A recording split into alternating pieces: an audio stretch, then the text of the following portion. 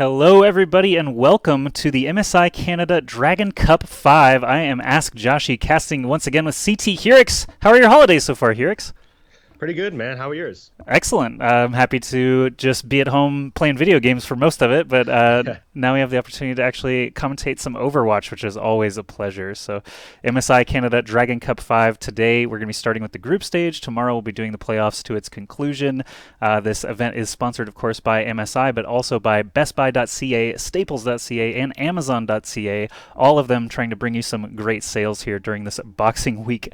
Boxing Day week, I guess, is actually what it is. We don't have Boxing Day here in America, so I'm kind of jealous of you Canadians for this one. Yeah, I've seen some places are starting to have it now, and I know a couple of the football clubs and stuff like that are doing Boxing Day a little bit with like scarves and stuff. I know, so we're maybe starting to move in that direction, but not yet, man, not yet. Yeah, I guess the Brits have it as well, so makes sense. Soccer clubs, football clubs would start to adapt it first. But yeah, again, this is the group stage. These players are going to be playing for Best Buy gift cards, as well as headsets and gaming mice, as well as MSI Dragon Bundle, basically a backpack full of MSI goodies. I believe MSI usually hands out these plush dragons as well at live events and stuff like PAX and all that, so they'll probably get a nice cute little dragon if they end up taking the whole thing down. Also, second place will receive some prizes as well, including a mouse and mouse pad. But we also have giveaways for you guys watching at home. Guys and girls can put exclamation point giveaway in the chat here, and you'll be taken to the MSI Facebook page where you can see a post near the top with instructions. I think you just have to vote for your favorite team, and you can be entered to win some cool stuff, including a headset or a mouse yourself. And it looks like we have both teams fully in the lobby now. We got him. We got the last guy in, it looks like. Yeah, hope everyone at home has had some great holidays as well. And I think if these teams are ready, I'll let them know that the casters are ready, and we can kick this thing off right away. So thanks everyone for joining us here today. Again, we'll be here all evening casting this group stage. The plan is for about 4 hours today and about 4 hours tomorrow. So let them know casters are ready. It looks like the Unicorn Gods are ready and the Sailor Scouts are ready. So I think we can jump in game already. Do it up. Yeah, looks like we will. And these first set of matches, I don't know if you actually went over it already, but basically all the matches we're going to be seeing today are going to be best of one. We're doing a little bit of a round-robin group play action all day today to determine who's going to wind up in the championship bracket. So today, this first map here is going to be on Ilios. Winner of this is, of course, going to be one win ahead in the group stage. So definitely going to help them out in terms of getting into the bracket for tomorrow. All right, best of one on Ilios, and of course it is just going to be, whoever gets 2 rounds first. That BO3 switch long ago from competitive. I kind of miss the BO5 control maps. How about you, Herix?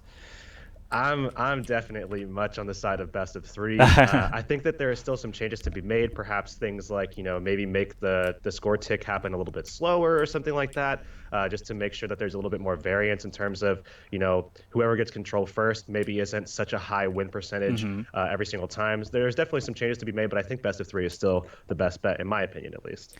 Yeah, I have fondness for the old round 5, winner take all kind of thing, and not knowing which round or which stage it's going to be played on, stuff like that. But yeah, that is, I think, the pro players' main gripe with the BO3 is whoever grabs the control point first tends to win it. But Right. mathematically, I mean, I haven't done any research myself to really back that up. But if someone ever did do the research, I'm sure that would be right in line with that.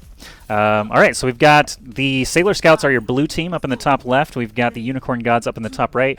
Worth pointing out, the Sailor Scouts are actually an entirely female squad here, which is rather rare. So I'll make sure to use the correct pronouns when casting them. Surly Sheep here on the Pharah with Quake tagging along as Mercy. It looks like we don't have a Pharah Mercy on the other side. Sweet Dreams is going to be playing Mercy, but they've got no Pharah, just a Genji in tow.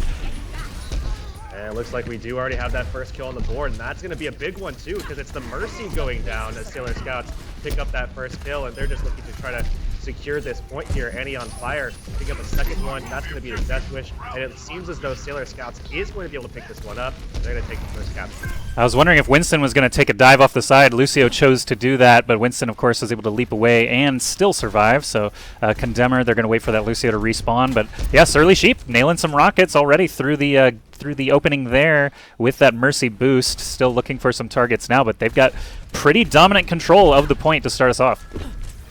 Now they're looking to make a re-engagement here, but they're taking a lot of pressure. Look at that, King already down to half HP, forcing a lot of his cooldowns out before he can even really go in. Now they have to basically just wait out those cooldowns, and they're going to lose a lot of score percentage in the meantime.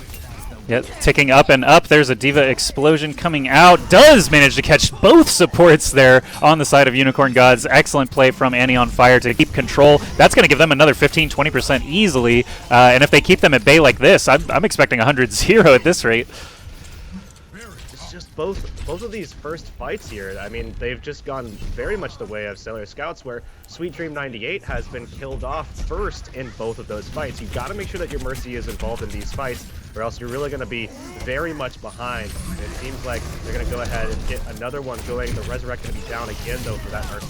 I'm watching Gates right now on the Roadhog as he does have Whole Hog available. Hasn't chosen to pop it just yet. Just trying to keep himself alive. Missing another hook on the Mercy. Pops the ult right before going down, unfortunately.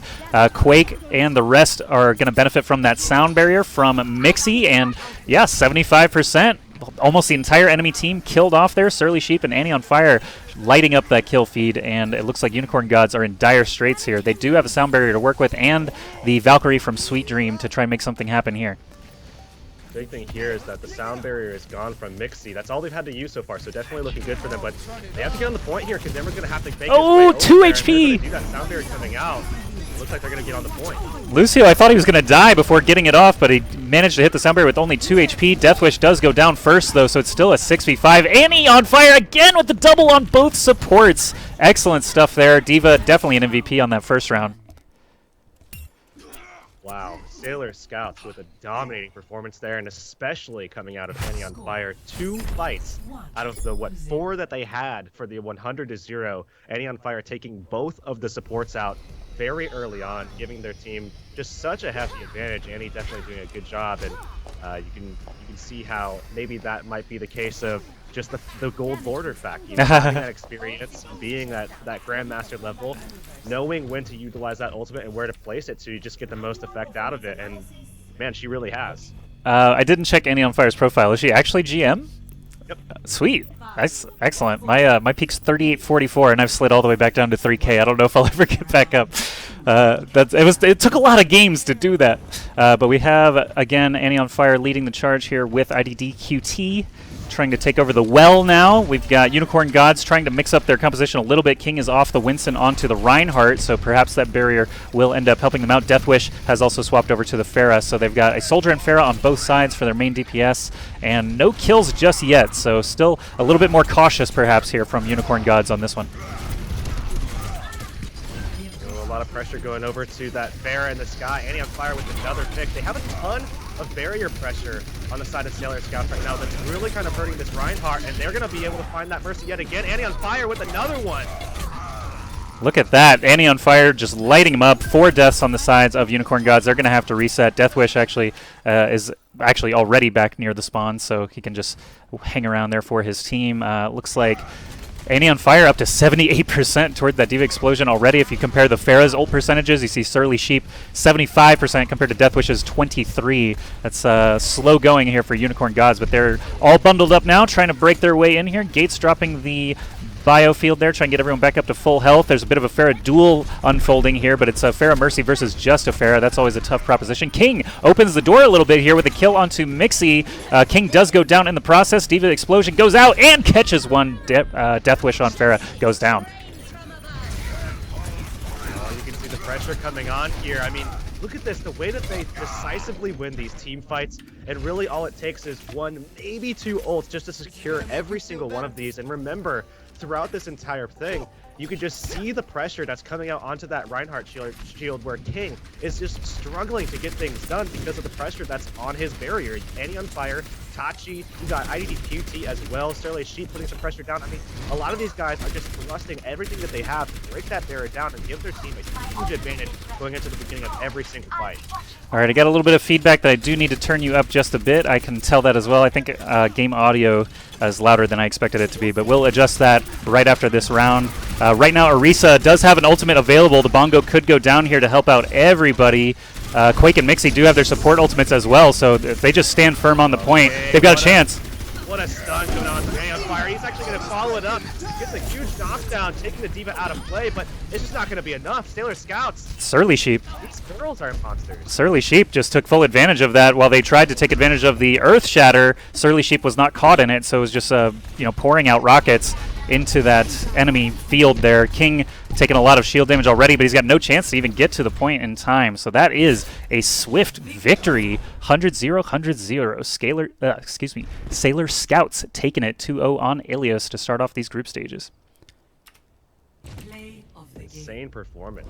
I mean, honestly, not a performance I think anybody really would have expected. I mean, not putting anything away from these girls, rather, but just to see such a dominating performance at all in the round one is so huge. I mean, 2 100-0s. That's just not something that I think anybody could have saw coming. I definitely did not, but I mean, I didn't really do a whole lot of research on these teams. I'm happy to be surprised, but that is the first game in the books already. So again, welcome everybody if you're just joining us here to MSI Canada Dragon Cup 5, sponsored by MSI. They've got a great boxing week sale going on right now where you can get $100 off with a mail-in rebate if you go to ca.msi.com. You can check out some of their deals on gaming laptops and PCs all week long. Actually, it lasts until, I believe, January 8th, so you got some time to get on that, but the giveaway is going to be only today and tomorrow, so make sure you enter that with !giveaway in the chat and follow the directions listed. But that is just a best of one. Unicorn God saying, is that it? Did we lose? And it's like, yeah, sorry, you gotta try better against the next opponents, guys. Yeah, luckily these teams still have more opportunities, so although Sailor Scouts looked pretty dominant in that first showing, still have to take up some more competition yet for the rest of the day, as well as their opposition still has a couple more opportunities. I hope that Unicorn Gods realize they have other opponents to play. They're saying, is that it? But I hope they're okay with that. Either way, we will be getting our next match prepped here in just a moment. We've got some guys behind the scenes helping us match the players up and stuff like that. So I do have a bracket, or at least a group graphic that we can take a look at now. And there you can see all the teams that are entered here in Dragon Cup 5. Group 1 is going to be Low Lifes, Rivals Gaming, CN Power, Les Incroyables, I'm not sure how you say that, Team Blacked. Group 2 has Toxic, Monka S, but also combined with Sheeb, Monka Sheeb, Dino Red, Drop Dead Divas, Whale Team Blows, that's an interesting one. Group 3 has Do Aimbots, A Dream of Electric Sheep. I like that one. That's obviously a Blade Runner reference. Mirage Sport Electronique. Sailor Scouts, Unicorn Gods, and Borealis. So Sailor Scouts taking a quick lead in that group there with that 1-0. Group 4 has Dumpthing, Still Need Comic-Con, Montreal, Yellowish, True North, and Shenanigans. So some interesting team names in here, kind of like the Open Division and stuff like that. Oh, I just looked at it again. It's Still Need Comic-Con Montreal 2017 refund. Oh, Ooh. Refund. Oh, no, I didn't read the whole... shots. Yeah, I got to click on the team to see the full name there. You're right. But yeah, you can see the entire layout here as we kind of scroll through. You'll be able to see all the results on this page, which I believe you can also get to from the chat. So that's one game already done. Let's see... Hirix, are you talking with our admin about what the second game might be? Should be getting that info soon. All right. Well, for the time being, thanks again, everyone, for checking us out. We will be here today and tomorrow, casting about 4 hours each day. So make sure you follow the channel. Make sure you don't miss out on the actual playoffs and conclusion of the tournament tomorrow. Today is going to be a bunch of best of ones to fill out those group stages and see who will move on. But for the time being, we do have some sponsor messages for you guys, just some quick ads to watch. I know everyone likes cool laptop videos, and we've got a bunch for you. So we'll be back in just a couple of minutes, hopefully with the next match ready to go.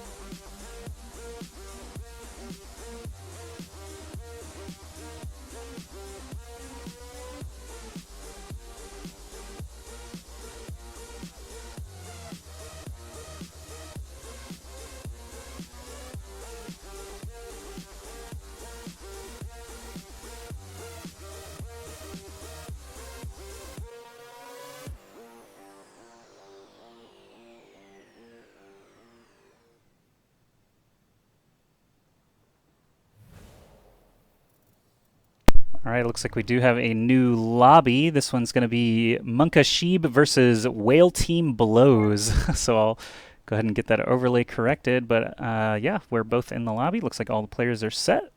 So I'm ready to fire off.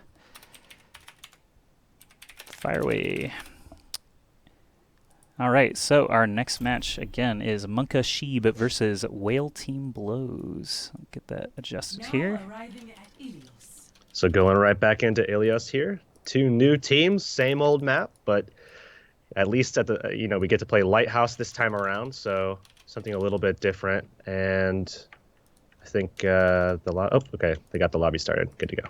Yep, we're in there, and now the overlay is all correct. Take a look at the Lighthouse there. All right, let's well, we have a player named Suckmeister, so I was gonna say let's intro the players, but the first one is Suckmeister.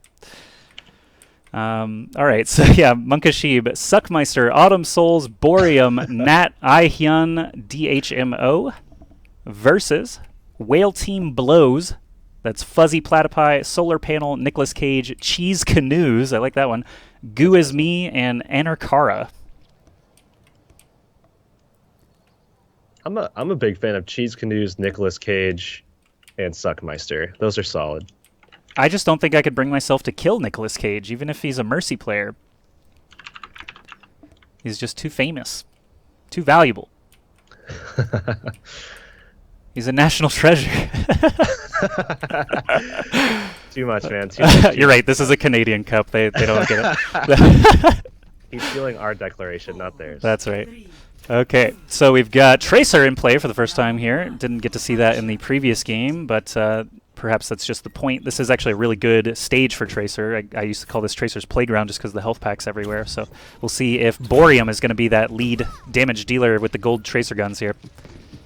I'm definitely looking at the Junkrat here. Oh, murder! Knock down those lanes, but it's not going to happen. Nicolas Cage hit another Mercy going down early. Man, Tracer really just found him immediately. Orb of Discord was on the Mercy, and another assist there from Tracer. Genji going to town there as well. Ihyun and Boreum combining for many kills, and D.Va's just going to try to stay alive for a little bit to keep that contested, but of course that's not going to last too long either, and that's going to be Monka Sheeb taking a very nice start. Saw them losing ground for just a moment there, but able to restabilize, gain their composure, just force that momentum forward. That's all it is. Being able to handle that kind of pressure and just keep it going. Now 12% towards victory here. I hope we see something a little bit more close in terms of competition this time. I'd love to see these two teams just really go at it. Well, Boreum Pulse Bomb goes out, Cheese Canoes goes down, Nicolas Cage down now as well, and DHMO with a triple in that crowded hallway. Definitely not the best place to fight against that splash damage, but 30% and rising now for Monka Sheeb. Seem to be dominating pretty hard here. Whale Team Blows not making any switches just yet. Their ults will start to come online soon. They can try to fight back.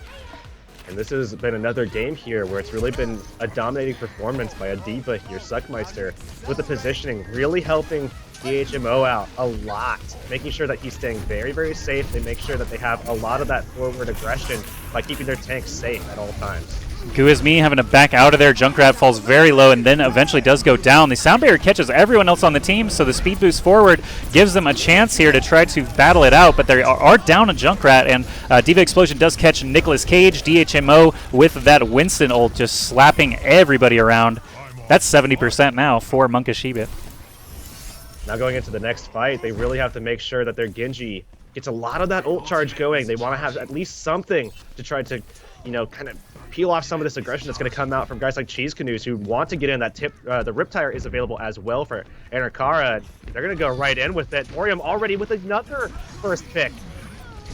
Nice stuff there. Ihyun actually going to town there, and Winston again grabbing a kill onto Goo Is Me puts them in 100-0 territory. I really think with Winston leaping away, they're not even going to have time to regroup here. Yeah, no one, maybe Solar Panel might be able to reach the point in time. Nope, not even going to happen. So first round goes the way of Monka Sheeb. Very dominant performance by them. 300 O's in a row. I mean, I don't think I've ever cast a tournament where that's ever happened. I mean, that's insane to see. These teams just so dominant in their matchups, even on a map like Ilios, where you typically do see a lot of flip-flopping. I mean, it's kind of like Nepal in that sense where, or really any Koth map, I guess, where it's just it does wind up going back and forth, back and forth. You see teams, kind of just giving up control at certain times when some of the opposition just really stacks up that ultimate advantage. They should just go in, really put the pressure on, that kind of stuff. But where they had the opportunity, they just let it go to just a solo blade, that Tracer just being too much for him with an outstanding first performance on that Tracer. All right, we're back at the well now. There's an Orisa on both sides. Junkrat and Pharah both in play as well, but I have a feeling Solar Panel is going to have a lot on his hands here as the Soldier trying to take down that enemy Pharah Mercy combo all by his lonesome, especially with the way that Aihyun has been playing on that Genji the previous round. But so far, the kill's going the way of Monkashib. Once again, Solar Panel is not able to last, and they'll get sent back to spawn. A lot of pressure onto those shields so far, and Orium and the rest of Monkashibe coming out on top yet again here, just really making sure that Cheese Canoes doesn't manage to get much out of those barriers. They just come down so quickly with Suckmeister, Borium, and Demo as well, just really kind of ripping those apart. That's a big part of this map here on Well. We saw it work out a lot for the Sailor Girls out there, the first map around, but it seems like it's going to happen again here for Monkashibe. Aihyun getting up to that barrage now, just nailing that Soldier. I thought he was going to be able to secure the kill there, but this barrage should be pretty juicy. He's right on Junkrat. Doesn't even need to use it yet. There he has Mercy in his sights as well. Easy kill there onto Junkrat. Forces himself back, but the Mercy res is going to bring up Roadhog once again, so the battle math is a little bit skewed. It looks like everyone's still surviving on the side of Monkashiba. They need to win this fight quickly if they want to hold on to control here. They have a lot of pressure onto all these guys, but they're just staying up. Borium helping out Autumn Souls a little bit, getting something going, but look at that. Boop, the environmental kill's coming in now. Can they turn it back around? That's 2 huge kills, and it does give Guizmi the chance for the sound barrier there, so he does let it loose, and they are able to grab the point back. So no 100-0 4 times in a row. They have to certainly pat Guizmi on the back for that one. Those 2 environmental kills were huge for them to be able to just kind of regain their composure and push back in and find some more kills to get onto that point and get the control back. Now, can they hold on to it? That's the question here. Well, we've got Mercy on the blue team, popping the Valkyrie, trying to keep everybody healthy. Autumn Souls has to pop the Transcendence as the Tactical Visor on the other side tries to target him down. And Kara gets a kill on Orisa and her ultimate with the Junkrat tire. Fuzzy is going to start to launch his whole hog, but Aihyun again, barrage, meaty barrage, takes out 3 at once. I am empowered. That's the kind of barrage that I'm sure you love seeing those as a totally as a self-proclaimed Pharah main that I know that you are. I'm sure you love to see those. Yeah, I apologize in advance, everybody, if I spectate Pharah too long. I'm trying to show some love to other people, but Aihyun's doing a really good job, and actually the Sailor Scouts player did really well as well. So I'm always happy to watch some good Pharah play, and Solar Panel's just not challenging him really at this point. I mean, how could you at this rate? With the way that he's moving around and using that environment, he's able to take him down with ease, almost no problem for you. Tactical Visor open for Borium, looking for targets, but Orisa pops the shield just in time to keep everybody healthy. Barrage again from Aihyun off the side there, takes out Nicolas Cage. You got to prioritize that Mercy. If you take out just a Mercy with a barrage, it's well worth it. They will concede it. Looks like the Lucio not quite making it to the point there. Monkashibe with a second win. That's going to take the map. Ilios going in favor of Monkashibe, and that's going to be another 2-0 to start things off here in the best of 1 group stage. Here's the Goo is Me double boop that we miss on camera, but yeah. It's got Roadhog and Zenyatta. Roadhog's ulting as well, or maybe just finished ulting? Currently ulting, so excellent shutdown. And the follow-up sound barrier allows them to flip the point, but they just weren't able to hang on in the end. Aihyun with 33% of the team's hero damage. It's nice to be appreciated. That's so crazy. And you look at the way that their DPS performed across the board too. I mean, Borium definitely a standout performer there as well. Got the first pick on both maps. And I think interesting to note is that the first pick on both sets so far has been onto a Mercy that has really kind of set the tone, set the pace for the rest of the match that we've seen in both sets so far, both with Monkashibe and our last one there with the Sailor Scouts doing the same exact thing. And it's just Boreum on the Tracer had done really well, and then going into the second map, Boreum got another first pick. I believe it was onto the Junkrat, if I'm not mistaken. So, I mean, really, really good stuff to just set the pace for the first fight so that they can get control early and keep it throughout. Yep, excellent play there from Munkashibe, and they were, let's see, what group were they actually in? That was going to be Group 2, starting to take the lead there. We'll pop back over to the bracket. I'll refresh, see if maybe some results got poured in here. Sailor Scouts, Drop Dead, Divas, CN Power, all taking wins in their first games here. I'm not sure against who. Let's see, click on Group 1 here, see who CN Power took down. They managed to take the win over Les Incarriables. The Uncarryables? Is that what it is? Maybe? Yeah, I think so. Nice. I like it. All right. And then Drop Dead Divas took down Dino Red to start things off to take the lead in their group. Okay. So, again, we will just be hanging out here for a couple minutes while we wait for our next match. Again, today is just the group stage, so we're going to be playing a bunch of best of ones. Tomorrow is when we will get to the sort of playoffs and conclude the tournament. But another message from our sponsors here. If you're looking for one of the best values for a gaming laptop or desktop, check out the GE Raider series with the newest gaming features that will satisfy your gaming experience. Available now at Amazon.ca, BestBuy.ca, and Staples.ca with the best Boxing Week deals and $100 off with a mail-in rebate during Dragon Cup 5, which is today and tomorrow. So, again, if you're in the market for a new gaming laptop or desktop, some great deals here from our sponsors. Again, if you enter the giveaway, you have a chance to win some stuff as well. So we are going to, again, head to just a quick commercial break here. So hold tight, and we'll be back with another game as soon as we can.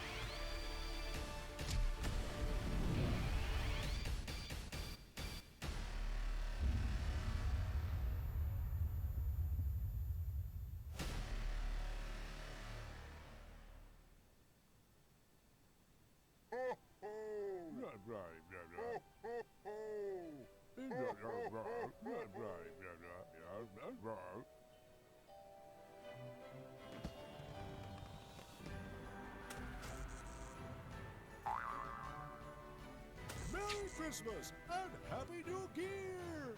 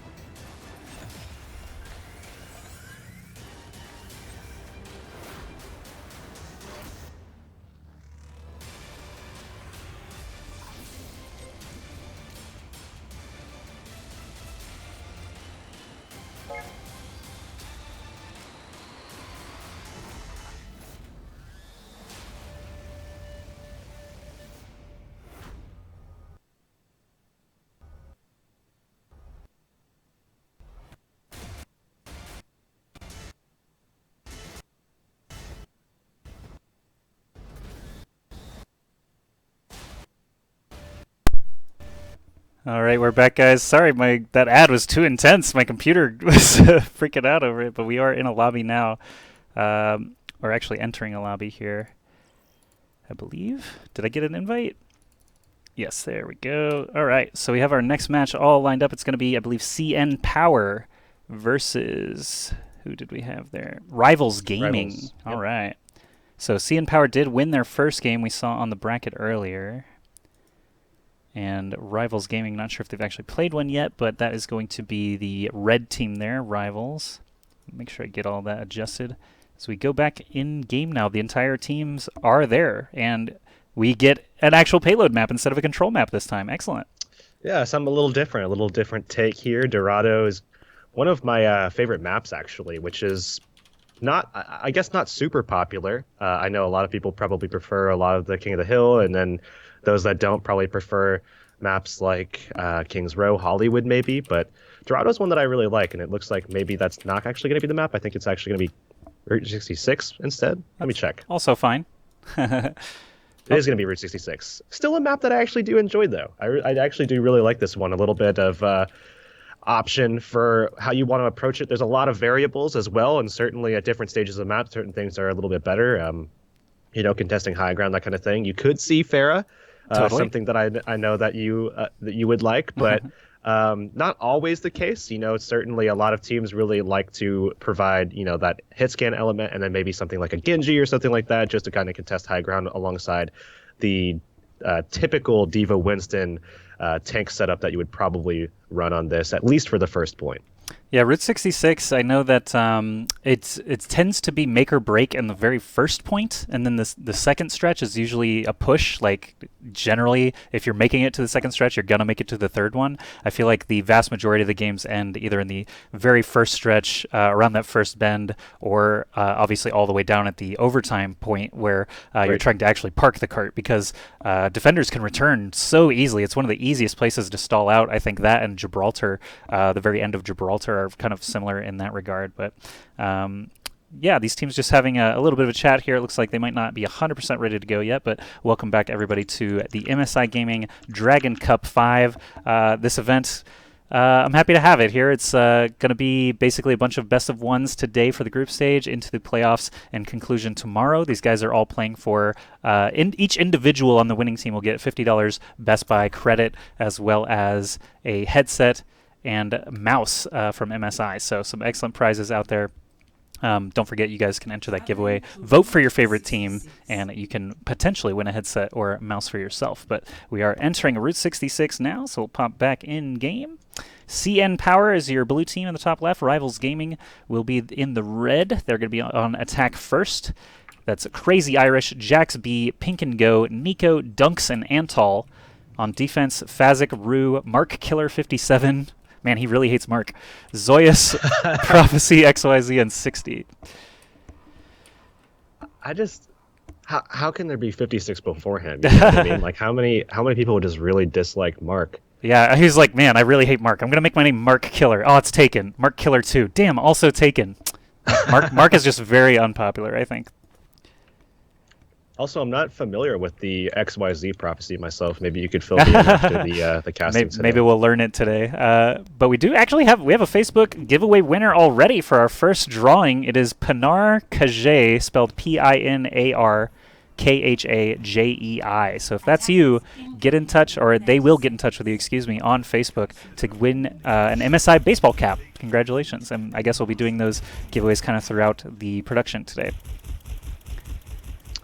All right, just moments away from starting this next one up, and again, we're not going to be seeing a 100-0 at all, because Nope. this is full payload. So at least something different here, and we didn't even see it in the last, actually, the last setup in the last map on Well, but even still, looking forward to this one, a little bit of a different flavor. All right, I'm watching Dunks, the attacking Winston. He's going to be primarily pushing this payload, I guess. Kind of him and Diva selecting dive targets for Nico to shoot down at. And again, we saw maybe a couple of more lopsided BO1s earlier on, but this is a brand new game. Anyone could take it. I'm excited to see what these teams have to offer us here. Looks like the defense are just hanging out on the high ground here. Winston is going to make his move, start torching down that soldier. And look at the way that they're jumping down on them too. I mean, the way that this attacking team is working very, very slowly, very, very, you know, precise in the way that they go ahead with everything. Nico finding that first pick, and they're going to slowly just start dismantling the defensive side of CN Power here up on this gas station. It's interesting they're staying for sort of a pseudo dive composition. They're staying as like a unit pretty well here. Zenyatta is kind of the least mobile of the bunch, and he still manages to keep up there, just going up the ledge, tossing those orbs as needed, and that's going to be a swift push. Again, it can be make or break in this first point. If you lose the fight, you lose the first point. If you happen to get the clamp down on the first fight, perhaps you hold the entire map, but that's not going to be the case for the defense this time. They do make a switch over to Widowmaker. 60 going to be taking that responsibility. And that's an interesting pick. I mean, this is definitely a section of the map where Widowmaker could certainly work, especially against something like a Pharah. And, I'm sure that you've had your fair share of playing against a Widow where, that's just completely up to if the Widow can hit the shots. If the Widow's hitting it, yeah, you're going to have a bad time. You're going to be forced to swap. If the Widow's not hitting it, you can really, really make that Widow your next meal opportunity for sure. Well, 60 at least has enough confidence to grab the golden gun. Headshots Pharah during the barrage and the Mercy. Excellent headshot there. I was worried about it, but the res did not even get off, so definitely a valuable pick there. Widow's going to be brought right back to life as well. Diva Explosion's ready to go. Tactical Visor is active here for the defense. Or no, excuse me, for the offense, but he got shut down so quickly. 60 popping heads. I missed it. The 60's too good. Too good indeed. And now he's going to have that infra site available as well, so they're going to have that information. But Nico did make a swap over to Genji, and I think that's a very, very good selection because, again, as we talked about before, with Genji on this map, it can really provide a lot of that aggression, some of that assistance toward the other aggressive tanks, and they're already jumping in on it. Nico getting taken down quite early, though. And 60 still just popping tons of damage into these softer targets. Winston finally taking some action here to try and shove her away, but the Orb of Discord, oh wow, actually he counters the Orb of Discord by just using his ultimate there, gaining 1,000 health, and able to slap Widow away, while Antol, the Zenyatta on the attacking team, starting to rack up some kills. Now Dunks, look at him going forward, finding that late kill. That's really going to give them a big opportunity here. Oh, what a stick from Zoyas there onto Antol. And he's got his ultimate, so they're going to have to bring him back up. Crazy Irish finding that kill, and that's, again, another stagger for this team. CN Power going to have to make sure that they go in 5v6 and really just with gun plays, that they're not going to have that Tracer, and now a Genji, actually. Well, I'm watching Soldier Crazy Irish here just light into that Winston. He goes down with the Orb of Discord quite swiftly, and here I think they're pumping on all cylinders as they enter this third stretch. They've got a Soldier ultimate ready to go while the defense have nothing. They're all dry. They're actually making switches here. Zoyas over to the Genji, while 60 off the Widow onto Tracer that Zoyas was on previously. We see Crazy Irish actually holding on to that attack visor, and that's going to be big for them because they have the blade available as well. So we have a lot of offensive options here to try to create some lethality, try to get some kills going in their favor so they can continue pushing this payload at the rate that they've been pushing, which has been almost exorbitant. I mean, it's been insane. So exorbitant. Prophecy XYZ goes down to Crazy Irish. There's ultimates popping left and right. Crazy Irish trying to find some value with his tactical visor, but they seem to be in pretty decent health. Fazic did bring Winston back up. Oh, nice shot there to get the finishing blow with the Helix rocket. 60 goes down as well, getting a little bit too close to the enemy on that one. Zoyas deflecting a ton of damage here on the defense. It looks like they may have regained control of the cart by the time all is said and done here. Oh, Winston ult might change the math on that. Dunk smacking people away. Nico coming through. Nice kill onto Zoyas there. He's going to have the blade as well going into this next fight, but the question is, are they going to get backed up or not? Can we find something with Thinking Goes self-destruct? They don't find anything, but it will allow them to go ahead and be aggressive. They'll be able to go ahead, get back in there. 60 needs to get dealt with here. He's been very, very much a pest on this Tracer so far on the sidelines, working the back line a little bit, and they finally find that kill. Crazy Irish allowing the rest of the team to start getting more aggressive, trying to pressure onto that forward tank line. They also do find the Mercy. This is a big opportunity for them. Man, ult's just flying left and right. Mark Killer manages to get the kill onto the enemy Mercy. That's a huge one as the defense are without that res for the time being. Crazy Irish in there right now, just Helix rocketing everything down. The cart is right at the overtime position, 2.5 meters to go. Zoyas is going to swap over to the Mei. Already has to use his ice block and wall, while Crazy Irish is just full health, just lighting up anyone who pops out of those spawns. That should do it. 2 minutes and 20 seconds is the time to beat. Pretty solid time going into this map here, and they looked very, very solid on that first section of the map, especially where they really just kind of tore them apart, just dismantled them again, just really, really quick, efficiently, I think is the best way to put it. Just the way that they just kind of ripped them into pieces, and I think it was just one fight that they actually had to take to just get right through that first objective stage and then move it into the second, where finally 60 was able to slow them down a bit, but overall, I mean, still really, really solid performance from the attacking side. Now they have to go ahead and turn it back around, get on defense, and just try to do it again. I mean, it's going to be tough. They do have that Sombra that they're going to be pulling out. Antol going from that Zenyatta pick over to the Sombra, and I think that's going to be really interesting to see how it plays out, especially against Zoyas, who's going to be picking up that Pharah. So both sides actually opting for the Pharah to start things off on attack. Yeah, I think it makes sense. The verticality at the very beginning, chance to knock people off the top of big Earls is always valuable, and if they don't have a nutty soldier or widow ready to take you down, you can get a lot of value there. I think Sombra, the fact that she's still being used when Moira is in the game, you've got so many options now for supports. The fact that they're running the pseudo-support Sombra only really makes sense here because of the full health pack inside of big Earls. That one is so valuable when you think about the late portion of this first stretch. It's the only health pack that really comes into play at all. So if the defense can keep it locked down on their side, it definitely can put a hinder on any flanking characters like Tracer or Genji who might be on the attack and needing to heal themselves. So 60 might have his work cut out for him here as the attacking Tracer. Tanks-wise, D.Va and Winston are going to be the options once again for both sides here. No barriers to get us started. Or no, Orisa and Reinhardt, rather. Winston's got a little barrier. On top of that, I mean, yeah, those mega health packs are super accessible. Even the one in Cave is pretty solid, especially to just kind of slow down this first push as well. And he's going to be able to get his easy one kill going pretty soon. But yeah, very, very easy kill. And he's going to go ahead and hack that mega pack now. So Sombra going to start getting real active and try to shut down Fazik in the back there. Zoyas just 1-2 rocketed the soldier down. They already had to blow their first res just to keep him in the fight, and I think that was necessary for sure.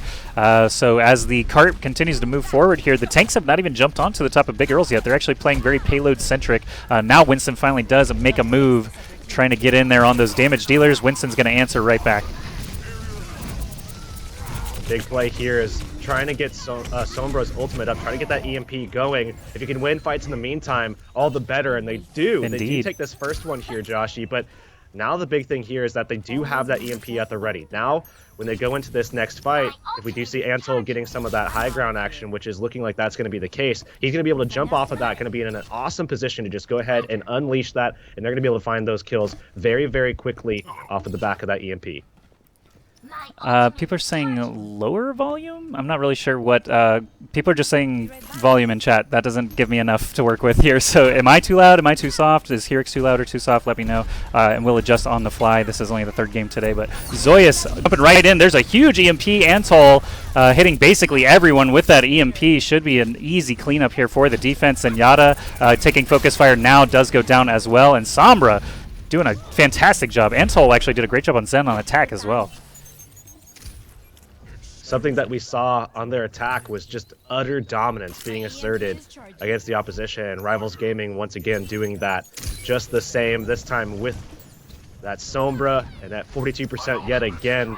I mean, so far that Sombra has been very, very solid at just dealing with the Tracer, making sure that the Tracer is either hacked and killable with the EMP especially, or even just dealt with in terms of making sure the Tracer is trying to protect the backline instead of just aggressing onto Rivals Gaming's backline themselves. All right, I'm watching Crazy Irish here now. Has a tactical visor ready to go. Mercy was right in the sky. He had an opportunity. He pops it a little bit later. Does manage to take out Pharah mid-barrage. Now looking for Winston as he's right up in his face, unable to take down the enemy Mercy. But Antol's going to get picked up. Zoya's going to get picked up on the other side, and that cart is still not moving. So it's Rivals Gaming in full control here.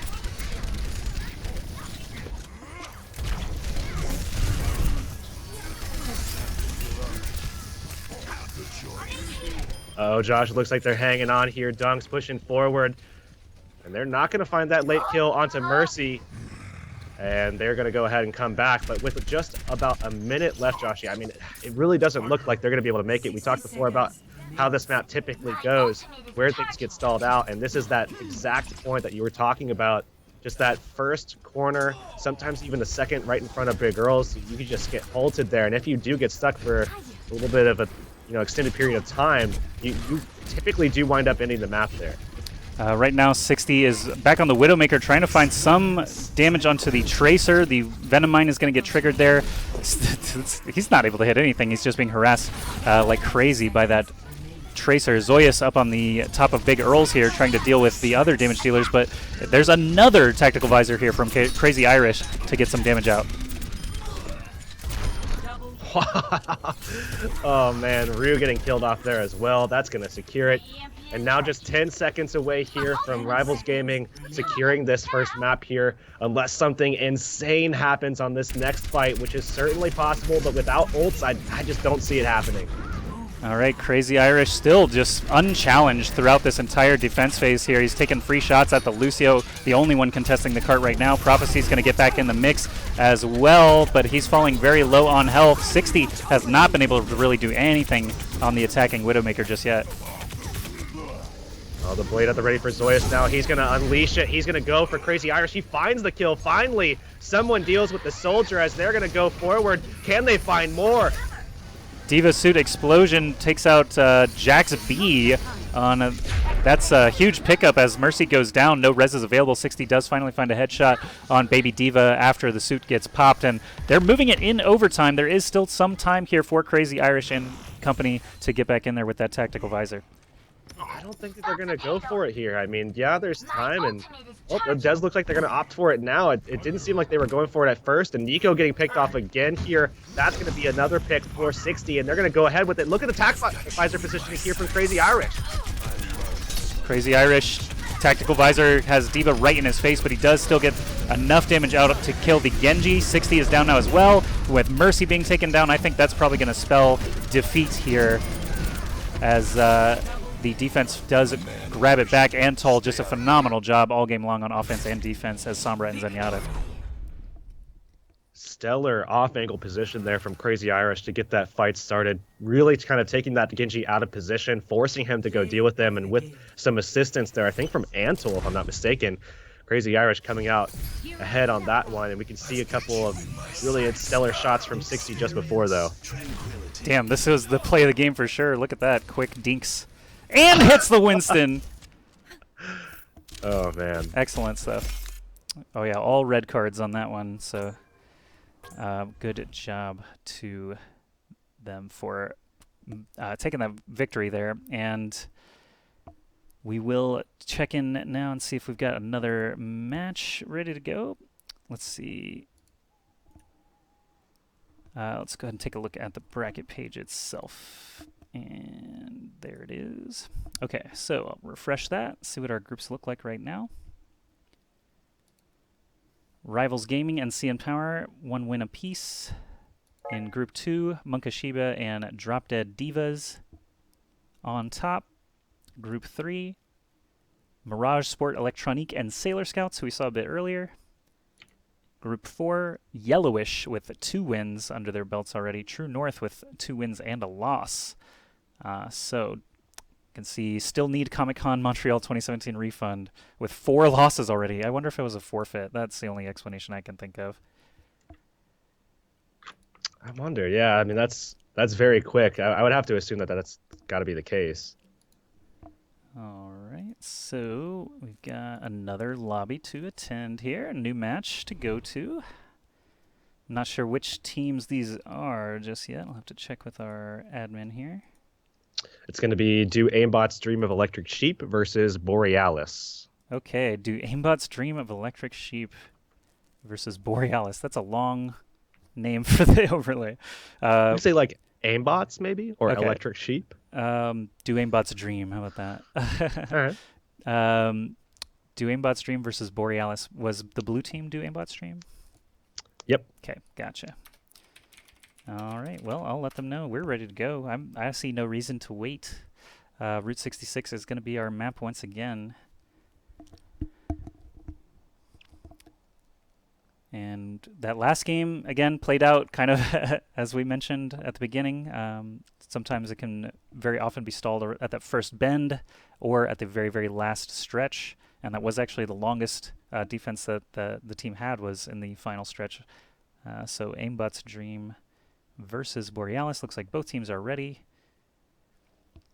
Thanks again, everyone, for joining us here for MSI Canada Dragon Cup 5. I am adjusting the sound and all that stuff as we go along, so hopefully it's a little bit better. I saw a note, someone mentioned that the game sounds could come up a little bit, so I'll go ahead and adjust that now. And we should be good heading into our next best-of-1 match. Again, today is going to be all best-of-1s. Tomorrow is going to be the playoffs and conclusion of the tournament, where we'll get into some longer series.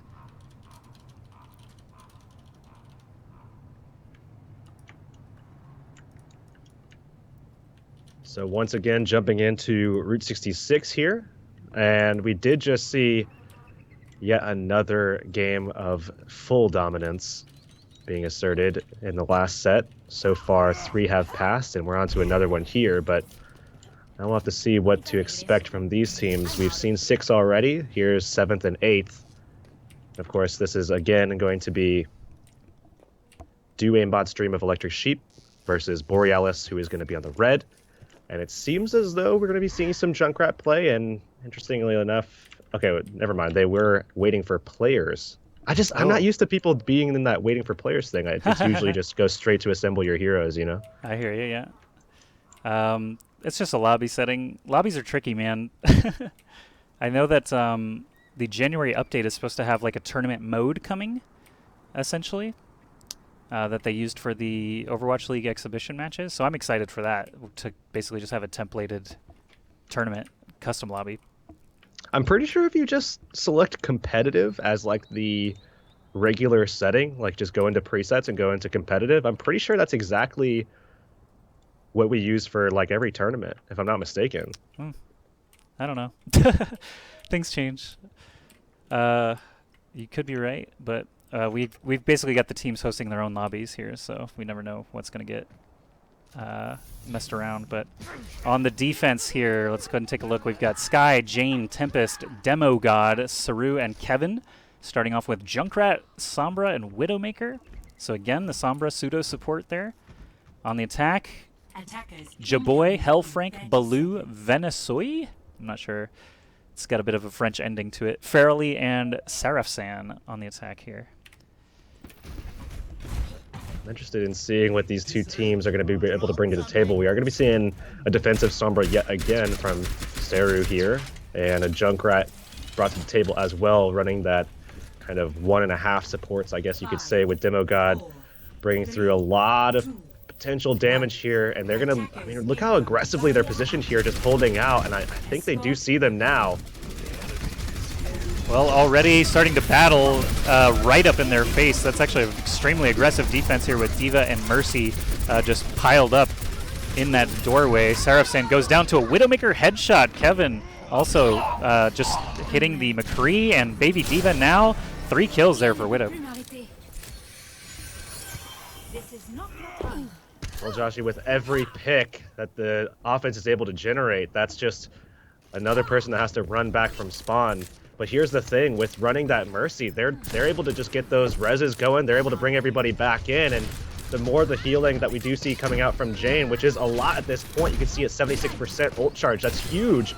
I mean, when they get that ultimate online with the Valkyrie, they're going to be able to get a lot more momentum going back in their favor. So really, they're going to be able to dominate here in just a moment, as the Valkyrie does indeed come online, and they're already holding without it.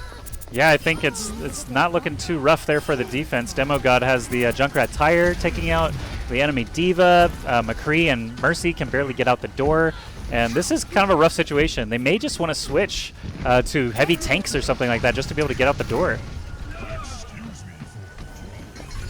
See Kevin making those picks work for him. Jaboy going down.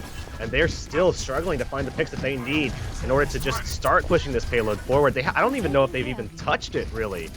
3.67 meters. I mean, they've just basically tapped it, and that's it. Well, as the fight continues on, Valkyrie is going to get popped. He brings up Demogod, the other support there, very quickly.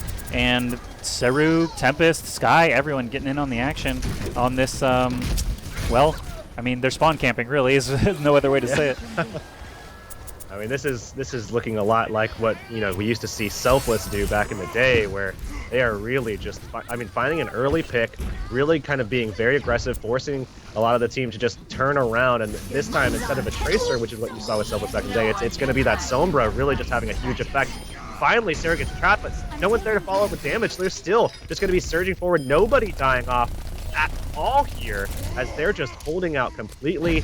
Do Aimbot's really dream of Electric Sheep is just, I mean, they're being very impressive right now. Yeah, I think definitely they're going to be ones to look out for in their group, and that's the like third or fourth Junkrat tire that I've seen here. Baloo taking out 2 for the attacking team finally, but Kevin on the Widowmaker has been unchallenged this entire time. Junkrat kind of has a tough time killing off Widowmakers, so even though Baloo did get the door open, he's off by himself now, and just trying to be a distraction to let the rest of his team get out.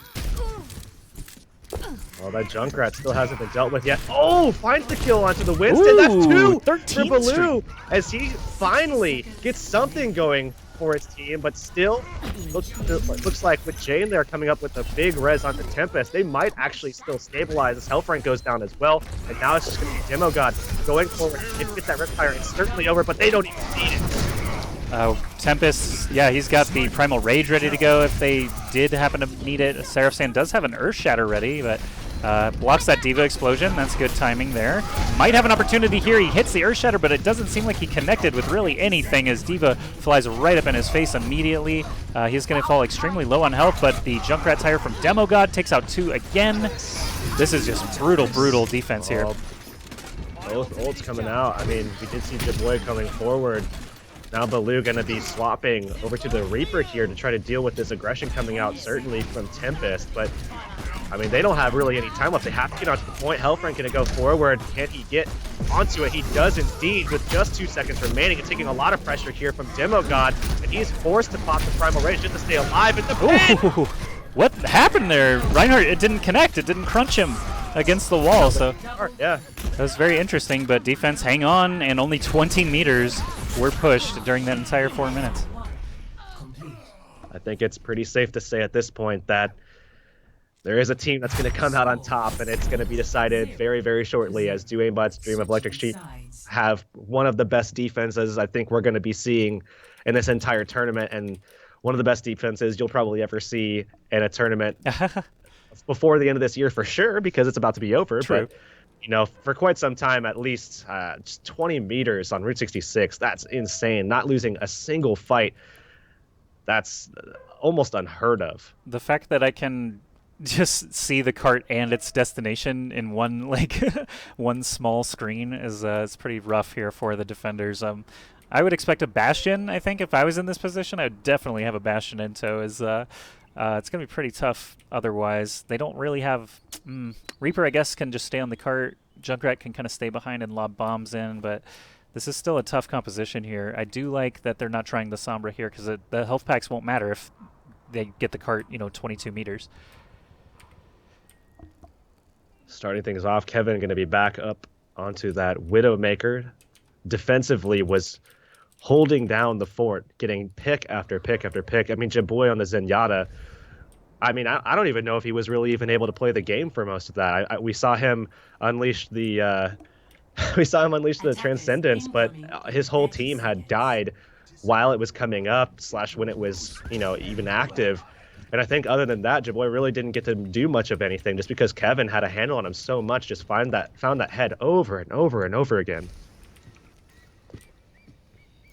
Okay, as the doors are about to open, I see Kevin is going to be starting on that Widowmaker, so we already saw some very successful shots from him. We'll see if he's able to repeat that performance here. As he is not going to be really too crowded, just a Diva firing the missiles and then backing off. This is obviously a very different look from what we just saw. Kevin has some free shots on the Mercy and immediately gets that shot. That's a big pickup too, because really, I mean, any fight lost is going to be game over, and that's going to be the fight. That's going to be GG. Route 66 going very handily in favor of Do Aimbot's dream of Electric Sheep. That's all she wrote.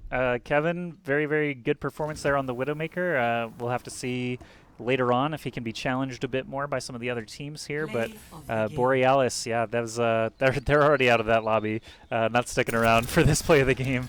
From Jane of all people, the Moira. Well, Moira did some work.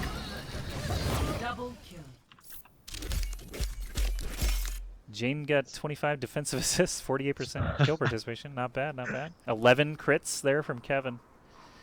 And that's crazy too, because if you think about it, Jane was the mercy throughout, all the defense, getting that done, and then switching over to the Moira and having, a pretty solid performance on offense as well, helping secure some of those early picks to just get the ball rolling. And that's really all they needed to get the job done, because it was 20 meters away. So. Yeah, 20 meters is not too far. I think I could push a payload 20 meters, like actually me in Overwatch. If they just gave me like a Reinhardt shield, I think I could do it. But anyway, that's game over for Borealis. We can go check the brackets once again. I'll get those pulled up and refreshed in just a moment here. Okay, here we are. All right, Rivals Gaming sitting atop Group 1 now with their 2 victories, 0 losses. CN Power right below them.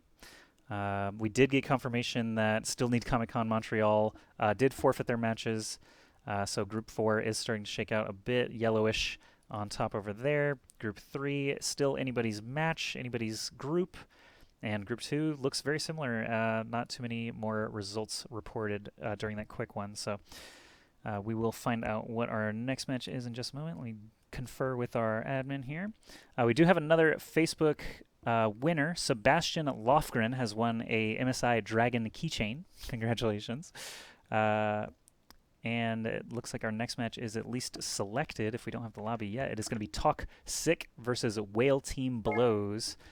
And it looks like I just got a friend request, so perhaps we'll be able to get in quicker than we first thought. Let's see. Oops.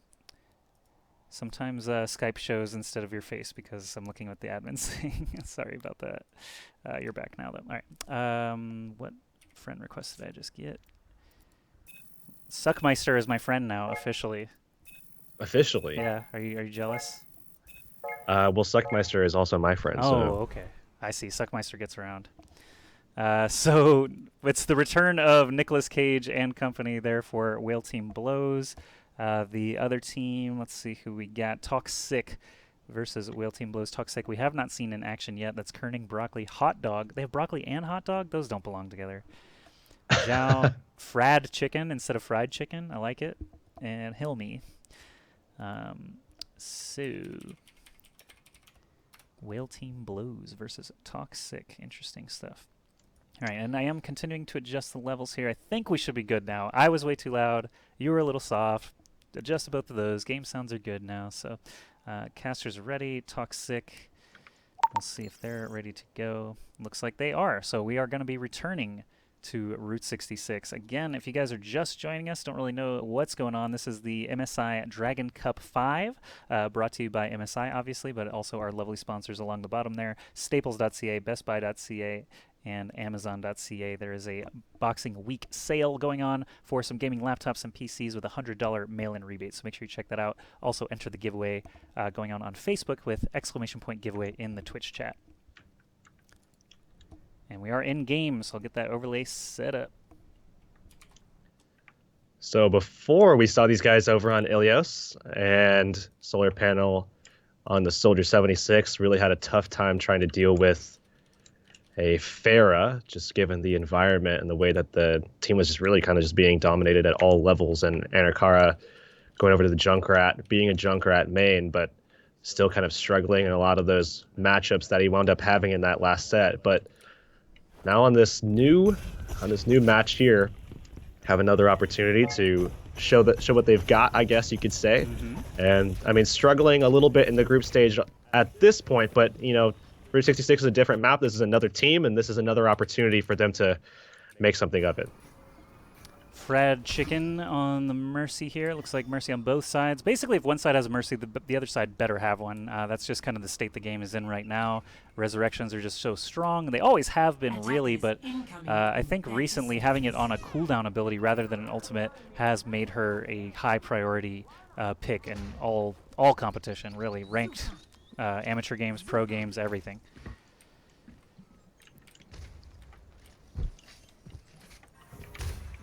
So the attackers will have Broccoli on Tracer here, perhaps. Oh, excuse me, that's the defense with Broccoli on Tracer, but they're so far forward, they're going to be able to jump directly onto the attackers here. Attackers incoming. And look at this, a very aggressive hold yet again here as Anarkara starts off being quite aggressive. They're looking to just try to create some pressure, create some distance for their backline as well, as they're really getting held quite aggressively right now. That's Tracer doing a lot right now. Broccoli putting in the damage onto Anarkara. She's down to half health right now. Anarkara, yeah, just launching Junkrat bombs left and right, trying to find really any soft targets. He's wary that someone's behind him, but there's Tracer actually. Broccoli showing his face. Fuzzy Platypi loses his Diva suit on the attack, and it looks like they're starting to get sold out, but the Junkrat trap combo takes out Broccoli. That's the big thing about having a Junkrat, is you're able to just kind of deny some of those lanes, shut down, or at least help shut down the Tracer by having that trap, getting the call out, finding the damage. The concussion mine's going to be able to help secure that kill as well with the damage that has now. And look at this, still, despite the fact that Broccoli went down, now coming back into the fight, they were able to hold out. It's only 5 players up, and a lot of ultimates coming online here for the defense.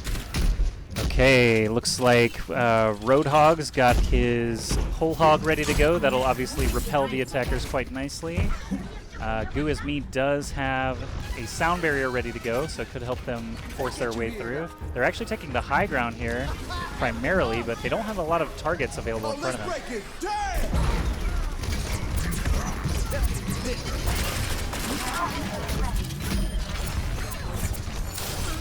Nice kill there from Zhao on the Zenyatta. Oh, another follow-up kill onto the Junkrat. And Goo As Me. Dang, Zhao is on fire. And look at this, they're going to probably find another kill too. I mean, Nicolas Cage in a very bad spot, but does might wind up getting into that stage of invulnerability inside the spawn as they're held back yet again. Broccoli going to need some health, but coming back, they're going to be able to reestablish, get back together as a team, and again, holding very, very aggressively here with not a lot of time left here for the attacking side. All right, Zhao has Transcendence ready to go. Mercy's got the Valkyrie ready to go. Hot Dog falling very low, but is actually going to die to the Junkrat tire. I thought he was going to get picked up. Junkrat goes down as well. Broccoli looking for a Pulse Bomb on some target or another. Kerning on the defense with the Technical Visor really puts them far ahead here as... And here we see Broccoli still going for some Pulse Bombs. Haven't found anything yet, but has been able to put some pressure onto the supports, and that's kind of been what's allowing these guys to just really put the pressure on the front line, because those supports are too busy turning around, trying to deal with the Tracer, and nobody's there to kind of help them out. So Tracer obviously going to be winning that more often than not. Okay, Zarya in play here for the attackers. They will eventually get this opportunity for a Graviton Surge. I think that's what they're going to have to hope for, as they don't seem to be making too much progress otherwise. Winston's going to have to back out of there with the Orb of Discord on him. Hot Dog also getting forced back on the other side. But that Orisa shield, 900 health a pop. It's just a huge roadblock for these attackers.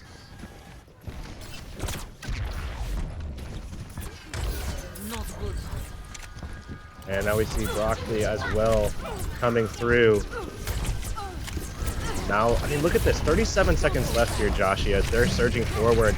And now with that triple tank setup, they're trying to get in there, but Cheese Canoe is going to be dropped as well. Pulse Bomb at the ready, so when they come back in, if they group up, Broccoli can really get a lot of efficacy out of this ultimate that they have charged now. And Anarkara needs to get something done here on the Junkrat. They've really struggled to try to keep any momentum that they create out of some early kills. He needs to try to shut down this Tracer if he can. Okay, only 10 seconds remaining to try and push this cart. Looks like the Pulse Bomb goes out and does catch Nicolas Cage. The attacker's really going to be stunted from that attack. Goo As Me does have Valk, pops it immediately to try to find some targets to res. The cart in overtime now. Who knows how this is actually going to end with Valk on both sides. Anarkara staying on the cart. Even though people are dying, they're getting brought back up immediately. Self-destruct goes out, does not catch anything. Overtime is ticking. but the attackers are still in decent enough health. Hot Dog getting picked up over and over again. That Orisa and her barriers again. Just being a fantastic roadblock. And her card. Junkrat Tire goes out. Huge explosion. Kerning and Zhao. Oh! Earth Shatter down There's two. the laydown too. Look at Cheese Canoes here, Josh. I mean, he's laid them all out. They're going to search forward, but this is exactly what we saw in the last Route 66 match, where in overtime they pushed forward, but they don't have a lot left to work with here. You look at this solar panel now at 86% here towards the Graviton. If they don't get this out, if they don't get a huge grab out of this, I don't know if they're going to be able to still win this fight. You're seeing Hot Dog coming in with that bongo drum. Broccoli already with a triple kill. Broccoli, amazing stuff there with the pulse bomb. Lots of huge multi-kills on these ultimates. Zhao, just a misclick, I guess. Kerning here, lighting up the attackers, though, as overtime ticks down very quickly. 71.63 meters will be the mark to beat. Okay, we are going to take just a second here to switch our audio up just a little bit, see if we can fix an issue that we've had going on. So give us just a moment here, folks. Hello, Hirix. All right, can you hear me? Yeah, you can hear me fine? Should be good to go now, maybe. Hello? You can hear me or you cannot hear me? I can. Then yeah, then we're all good. Excelente. Okay, so people are also commenting that the noise gate on my mic is peaking, and I'm like, that's never happened to me before, so I honestly wouldn't even know where to start on that one, other than talking quieter. But that's boring. I gotta yell. What do I do? Hirix, you have any suggestions? So can you hear me still right now? Yep. Are we good? Mm-hmm. All right, cool. And you can hear me. I don't need to have the other thing going with audio? I muted my mic on the other thing. If Okay. you can hear me in Discord, we're good. Okay, do I need to have my audio going through No, I hear this, or? I hear you fine with Discord. Okay, cool. Yeah. All good. Okay. Production, guys, it's tough. It's harder than it looks. I'm running cameras and ads and lobbies and scoreboards and everything. So bear with us. We're working out all the kinks, and the show will only get smoother from here. So thanks for bearing with us as we get into the next round here. Again, 70 meters is the mark to beat. That first bend around the corner is one of the toughest ones to get through, to be honest, especially if there is any kind of skill disparity. And interestingly enough, we're going to be seeing a Hanzo pick from Frad Chicken. He's going to be looking to try to either determine whether or not they're holding aggressively, or maybe just stick on it to see if he can find some picks, because he already got some good damage, but he's going to be swapping instead over to that Mercy pick. And look at this. They're going with an interesting setup here. That's going to be that double flanker, but running a composition with the tanks that are more sticking with the payload, making sure that they're able to kind of push the payload very, very consistently and creating a lot of pressure onto those barriers as well. There was a sleep dart in the mix there, but they could not capitalize on it. There was just a sleeping Zenyatta there that they were unable to get the damage out on in time. Maybe Zarya actually was able to bubble him in time. I wasn't able to see quickly enough, but turning up here as the Genji rather than the soldier, trying to get in the mix, and Zarya's purple, so that's a great kill there. Dashing right through and has the blade available. He's going to go for it immediately. And he's going to find Nicolas Cage. Oh, he's going to find both supports. Make it twos there for him, and they're going to be able to go forward off of that one. Fried Chicken coming back into the fight. They're going to stabilize defensively, at least for the time being right now, but what a hook coming out from Helmy. I will not waste this And chance. as the attackers push through, that's probably a pretty good indicator that they're going to take this round. I don't see any defenders really able to stop this cart as they kind of trickle back in here. They are 2 pushing. They could be 3 pushing right now, so I'm a little surprised they're not taking full advantage. Mercy does jump right back onto the cart. I think they could have won already, to be honest, but they just weren't pushing. And here we go, turning right back on the mix. Things are dying, though. They got this anyway. Look at that. Nano Boost, Whole Hog, and Junkrat Tire. Valkyrie, for good measure, gets the job done. And that is going to be the blue team Toxic taking the victory. Really, really good stuff from the Helmy there at the very end. Was able to secure that for his team, and on top of that, with that nano boost coming out from Zhao, he was able to get a lot of damage off onto the tanks that just walked in onto that point. He missed the hook initially onto Cheese Canoes, but after that, with that whole hog nano boost combo, just ripped through Cheese Canoes and Fuzzy Platypi especially, cure that fight and cure the objective as well with the win. Okay, so now with our new audio setup, everything should be much better. Oh, nice! 10 votes there for Guizme. Can't get the win, but you can at least get the legendary card. That's gonna make it feel lots better. But so our matches again just unfolding throughout the day. Basically, we've got 4 groups full of teams playing best of 1 round robin against each other. Go ahead and pull up the bracket for you folks once more. See where everyone is standing. And give that a nice refresh. Group 1, Rivals and CN Power still at the top. Lowlifes managed to get themselves a win. Talk Sick there in the middle of Group 2. Munkashibe, we watched them earlier, doing some good work. Mirage Sport Electronique actually taking the lead now in Group 3. It looks like Sailor Scouts did lose to them. So Sailor Scouts, despite a very good Ilios at the beginning of our event, do have some competition within their group. Good to see.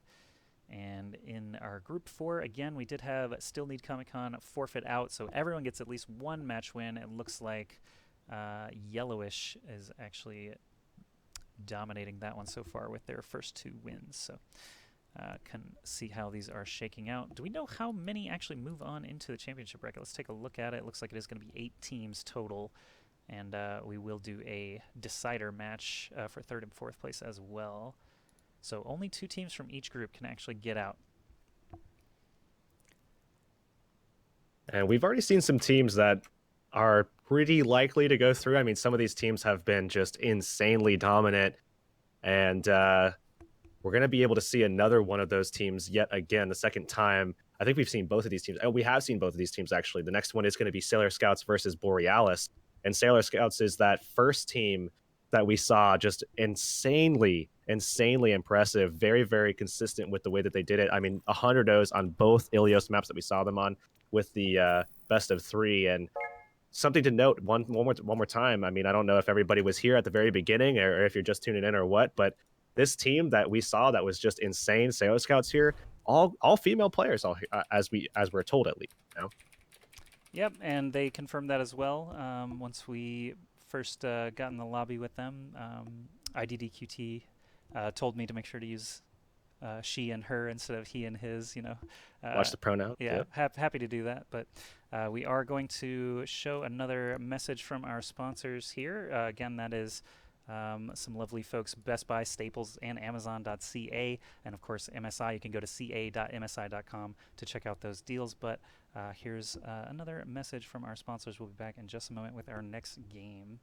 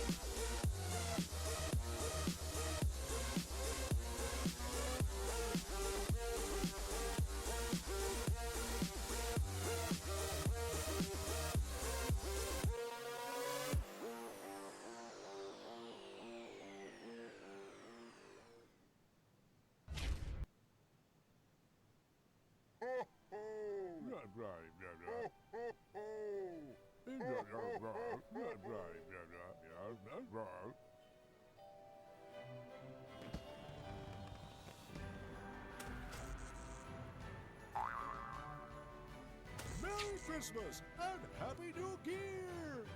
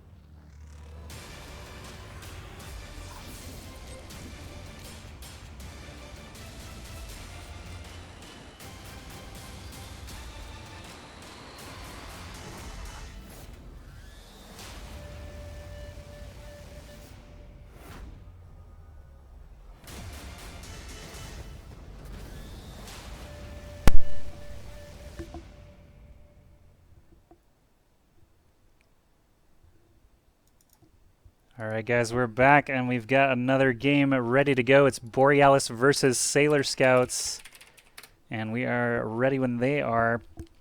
Getting back into lobby now. Borealis will be on the left, Sailor Scouts on the right. So now moving over, I think this is a different map, if I'm not mistaken, for this next set, and it's going to be Volskaya. So yeah, something a little different again, which is kind of interesting. It seems like we've been doing 2-2, and then maybe now we'll see Volskaya twice in this next set, as it is tiered in times and everything. So I think that's going to be the case. It makes sense. Play a control map, a full payload, an assault, and then a hybrid probably to round things off. As everyone has 4 opponents. Makes sense. Seems about right, yeah. All right, so audio issues. Skype was definitely the culprit for more than one issue. I was turning myself down constantly because you guys said I was too loud, so as soon as we got off, I was too quiet, and that clearly was Skype's fault. But you know what? No one has to use Skype anymore. Isn't that great? And we've got another winner here for the MSI polo shirt. It's Connor Watkins. Connor Watkins, congratulations. They'll get in touch with you on Facebook. Don't forget, everyone else, you can still enter that giveaway, exclamation point giveaway. Follow the instructions in chat, and you could win a headset or mouse or other fine prizes, hats, keychains, all kinds of stuff. So make sure you head on over to that MSI Facebook page and vote for your favorite team. Here we are on Volskaya. I believe the overlay is all set. Yep, we've got Borealis on defense, Jaboy, Hellfrank, Baloo, Serafsan, Fairley, and Venesui is how I'm trying to say that name. I actually took French in high school. It's still kind of tough to say, but... I'm just seeing it as like Ratatouille. Right, know? Exactly. One of the greatest movies, if not the greatest movie of all time. Oh, really? You so think that highly? I feel like you got it right. I actually have never seen it before. Well, you're actually correct. It is the best movie of all time. So... that settles that debate. IDDQT, Mixie, Quake, Annie on Fire, Surly Sheep, and Taki or Tachi on the attacking side. Annie on Fire was definitely a player to watch on the Alias map that we watched, so I'll go ahead and take her perspective to start us off. Surly Sheep, as the Pharah, also had many, many good Pharah plays and barrages, but there is a defensive bastion. Venesui already watching the skies. But here's the thing. I mean, the way that they're employing this is with the Reinhardt rather on that barrier duty, and what that means is that that barrier is not going to be able to regenerate as easily as something like, you know, a barrier that's going to come out from Orisa. So as they do put pressure out, Sarasan's going to have to fall off, and they're going to have to give up that position that they have, and that's exactly what's happening right here, where they're pushing that Bastion off, and Sarasan's left to fend for himself. Yeah, no mercy, no win at this point. Baloo got reset all the way back to spawn as well. Bastion does manage to grab a kill before going down, but that's going to be the Sailor Scouts stomping all over point A. Only took them a minute to do so, so I'm not even sure if they lost anybody. Do you happen to see any attacker deaths there? Yeah, they did lose the Mercy. Quake had to come back from respawn there, so they did lose the Mercy, but still not... I mean, while it is a bad person to lose, they still were able to hold through and just be very, very aggressive. Again, that composition, just holding out with the Bastion, isn't exactly the best, I would say.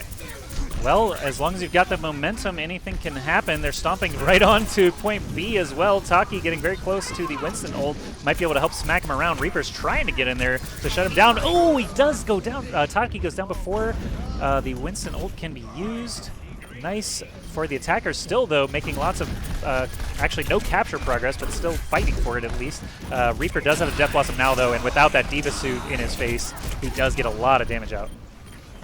Oh, the res coming out. That's going to pick up the D.Va, and D.Va doesn't have the mech, though. Look at IDDQT just barreling through huge kills. They actually stopped the hammer down that was coming out from Sarasan. That's a huge pickup. Now 6 minutes the time. Wow. As they actually secure it. That was insane. That was very impressive. 6 minutes left on the clock for extra rounds, if it even comes to it. Sailor Scouts looks a lot like Ilios, right? Yeah, I was gonna say it looks a lot like Ilios. They were dominant in their first game. We saw them, and I believe Borealis were on the defeated side of our match right after that. Yeah. Yeah. So this again could be a little bit lopsided. We do have at least one GM player on Sailor Scouts, and I've read that a lot of our competitors today are Plat and Diamond masters, kind of the top end for most of these teams. So But we did see do Aimbot's Dream of Electric Sheep. So these, Sailor Scouts and do Aimbot's Dream, both some impressive performances. This is definitely not a runaway event for anybody. And also, Sailor Scouts did lose to another team in their group already. So, yeah, I've seen a there few will be some GMs parity. around. Yeah, I've definitely seen a few GMs around. I would say the average is probably, I mean, if you were to create like a median, I would probably say somewhere around 3,100 probably, where you have, a couple of people in silver, you have a couple of people in gold, but for the most part, I would say the majority are in diamond, and then of course you have people at the top end, a lot of high masters, and then a few GMs as well, just kind of scattered about. Typically some tanks actually. I don't know if I've seen a DPS GM player. Maybe Borean was from 2 sets ago, but I'm not exactly sure about that. I can't. Well, anyone can hold up a shield, right? I'm just kidding. I actually did the majority of my climbing when I hit my peak in 3,800 was Diva. It was just 63% Diva win rate or something like that. That was a few months ago when she was quite nutty with the old defense matrix. But these days I just play Pharah and forget it. I don't even care anymore. I just play Pharah because I have the most fun on it. But Seraph San here as a Pharah for the attacking team. Borealis. We still have Surly Sheep on Pharah on the other side. So very similar compositions. We actually have a Moira in play here as well for Fairly. And he's going to be tasked with keeping these guys alive and also providing a little bit of damage as well. And oh, it looks like he's going to get caught out, so he's going to have to just get out of there. IDDQT with a huge kill off the mine there, as they're going to back them out. And look at their composition, actually. No hit scan, full just AoE pressure coming out from IDDQT and Surly Sheep on those projectiles. And that's going to be a lot of damage to deal with in a choke like this. But if they bring something else out, I mean, Seraph Sans is on that Pharah. If they deal with Surly Sheep, there's no one else to really do anything other than kind of, I guess, Annie on fire. Wow, so fast. One direct rocket from Surly and a little bit of zapping from Taki takes down Seraph San very quickly again, and it's a 65, so they cannot press forward. 1 minute already bled off the clock.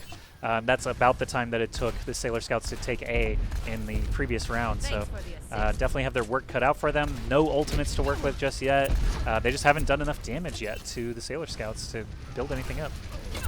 Yeah, they've really been struggling, and Jaboy, actually, who was on the Zenyatta, is now on the Soldier trying to deal with Surly Sheep, but they just can't figure anything out here to try to do anything about this. Barrage comes down, does find the Mercy, also finishes off the Soldier, and that's the huge threat to the Pharah. Seraph San's going to fire back, but, I mean, they're still holding this so aggressively. I think he's going to have time to come back. Yeah, this is another spawn camp situation here. If you see Winston next to that yellow door, that's usually a bad sign for the attacking team, but IDDQT on the Junkrat very nearly has a tire ready to go. You've got both defensive ultimates available as well, so they can basically just sit back, wait for the attackers to come in, and there's no ult still generated over the first 2 minutes of play for the attacking team. They're still trying to get it in and try to generate those ultimates so that they can actually have some kind of advantage to push forward with, but when you have all the support ready to go from Nixie and Quake, it's going to be tough even when they do get those ultimates online, which is going to be in probably about 30-40 seconds from now or so. It's going to be hard because they're not going to have anything to deal with. There was a tiny bit of capture percentage there from Hellfrank getting into the point, but they're obviously going to respawn to that very quickly, and it's going to recede back to 0% as Hellfrank gets taken down. Sarasan gets punched in midair. I think that was a melee kill actually in the skies there, and Baloo just returning to spawn, maybe trying to switch it up, or may just be waiting for his teammates to respawn. Here comes the Junkrat tire, and they have to retreat to the safety of spawn. They still lose somebody. Jaboy goes down, gets rezzed, has a tactical visor, and 1 more %. But I still don't think it's going to make too much of a difference. That's 3 minutes out of 4 already burned off.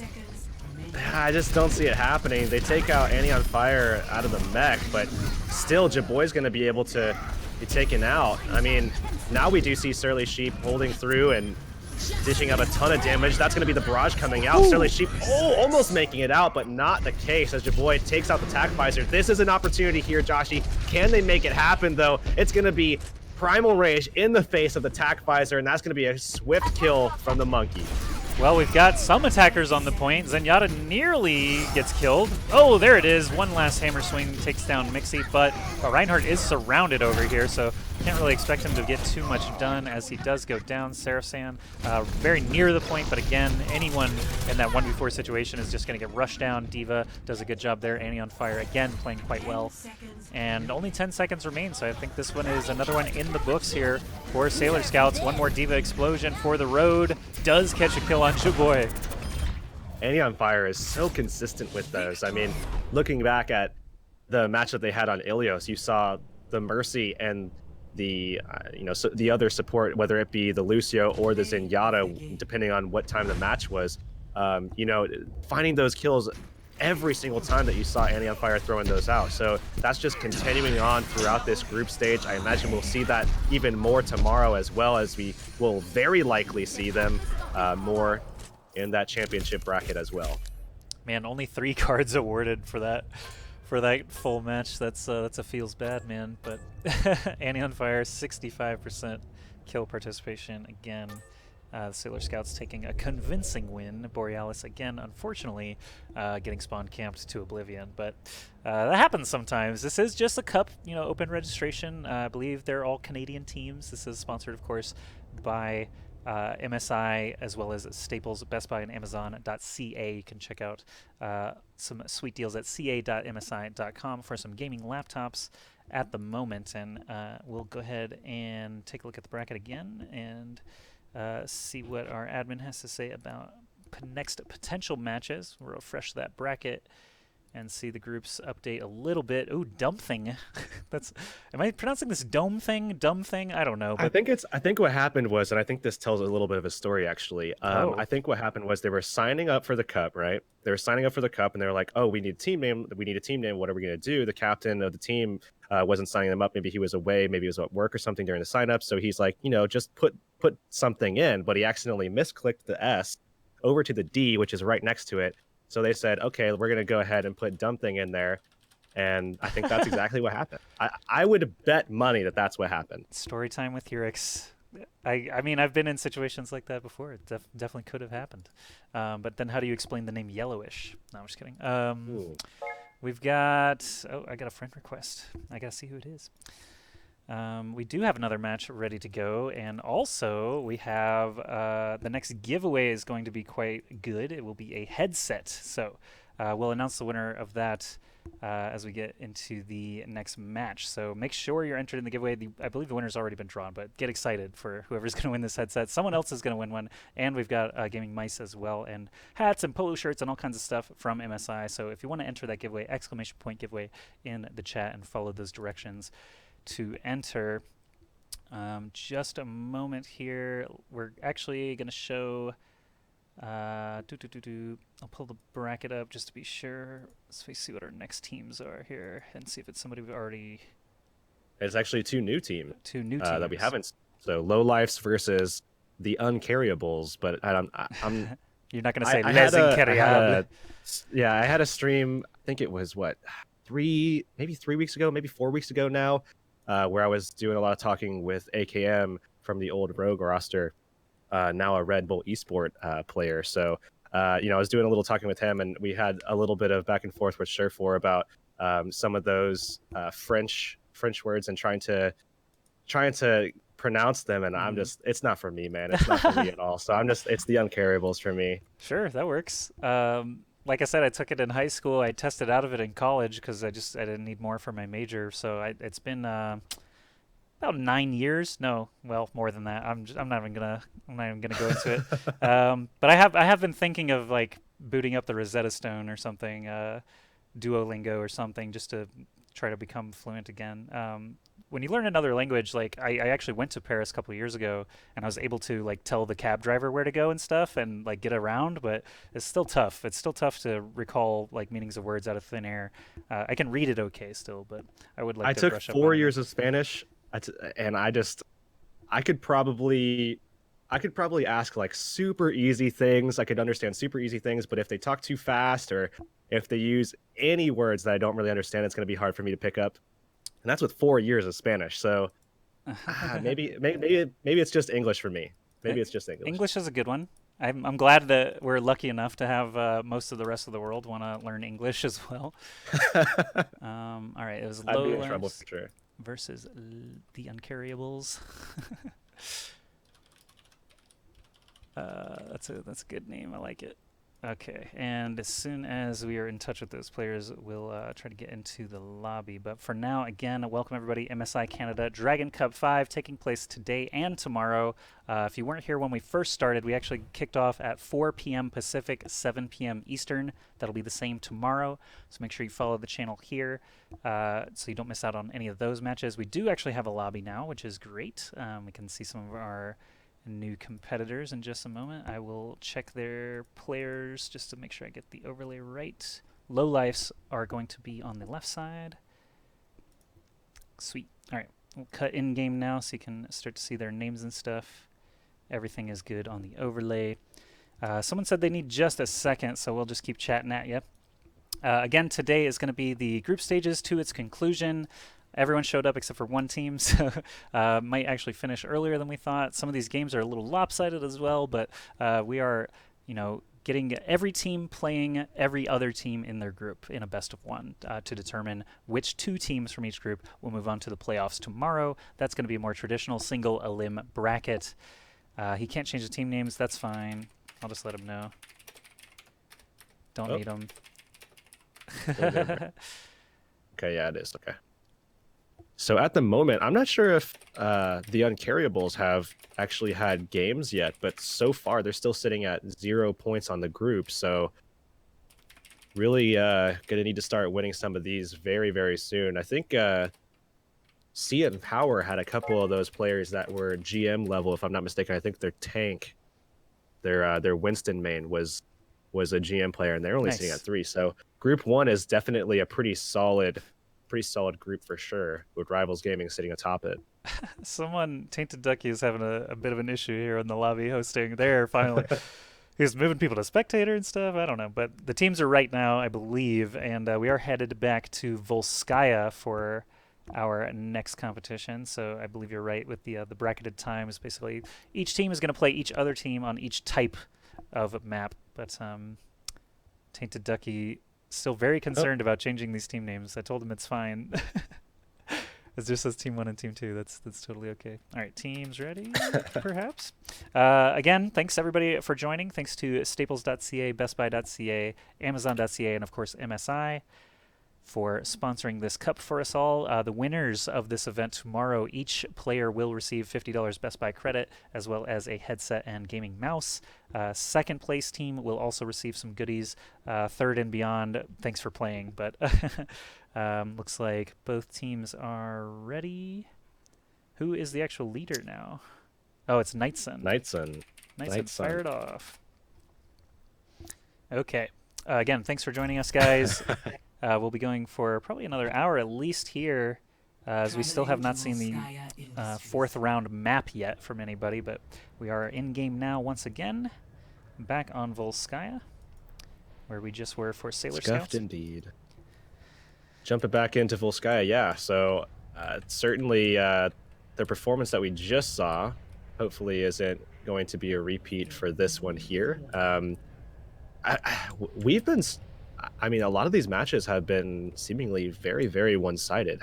Have we even seen a match go like real toe-to-toe between 2 teams? The only one that was, I mean, the Ilios was flipped one 54? time. I think it was 100 to 54, if I'm not mistaken, on that one. That was the most... Off of just some boops on Well? Yeah, Goo. Goo is the only one. Goo is me. Yeah.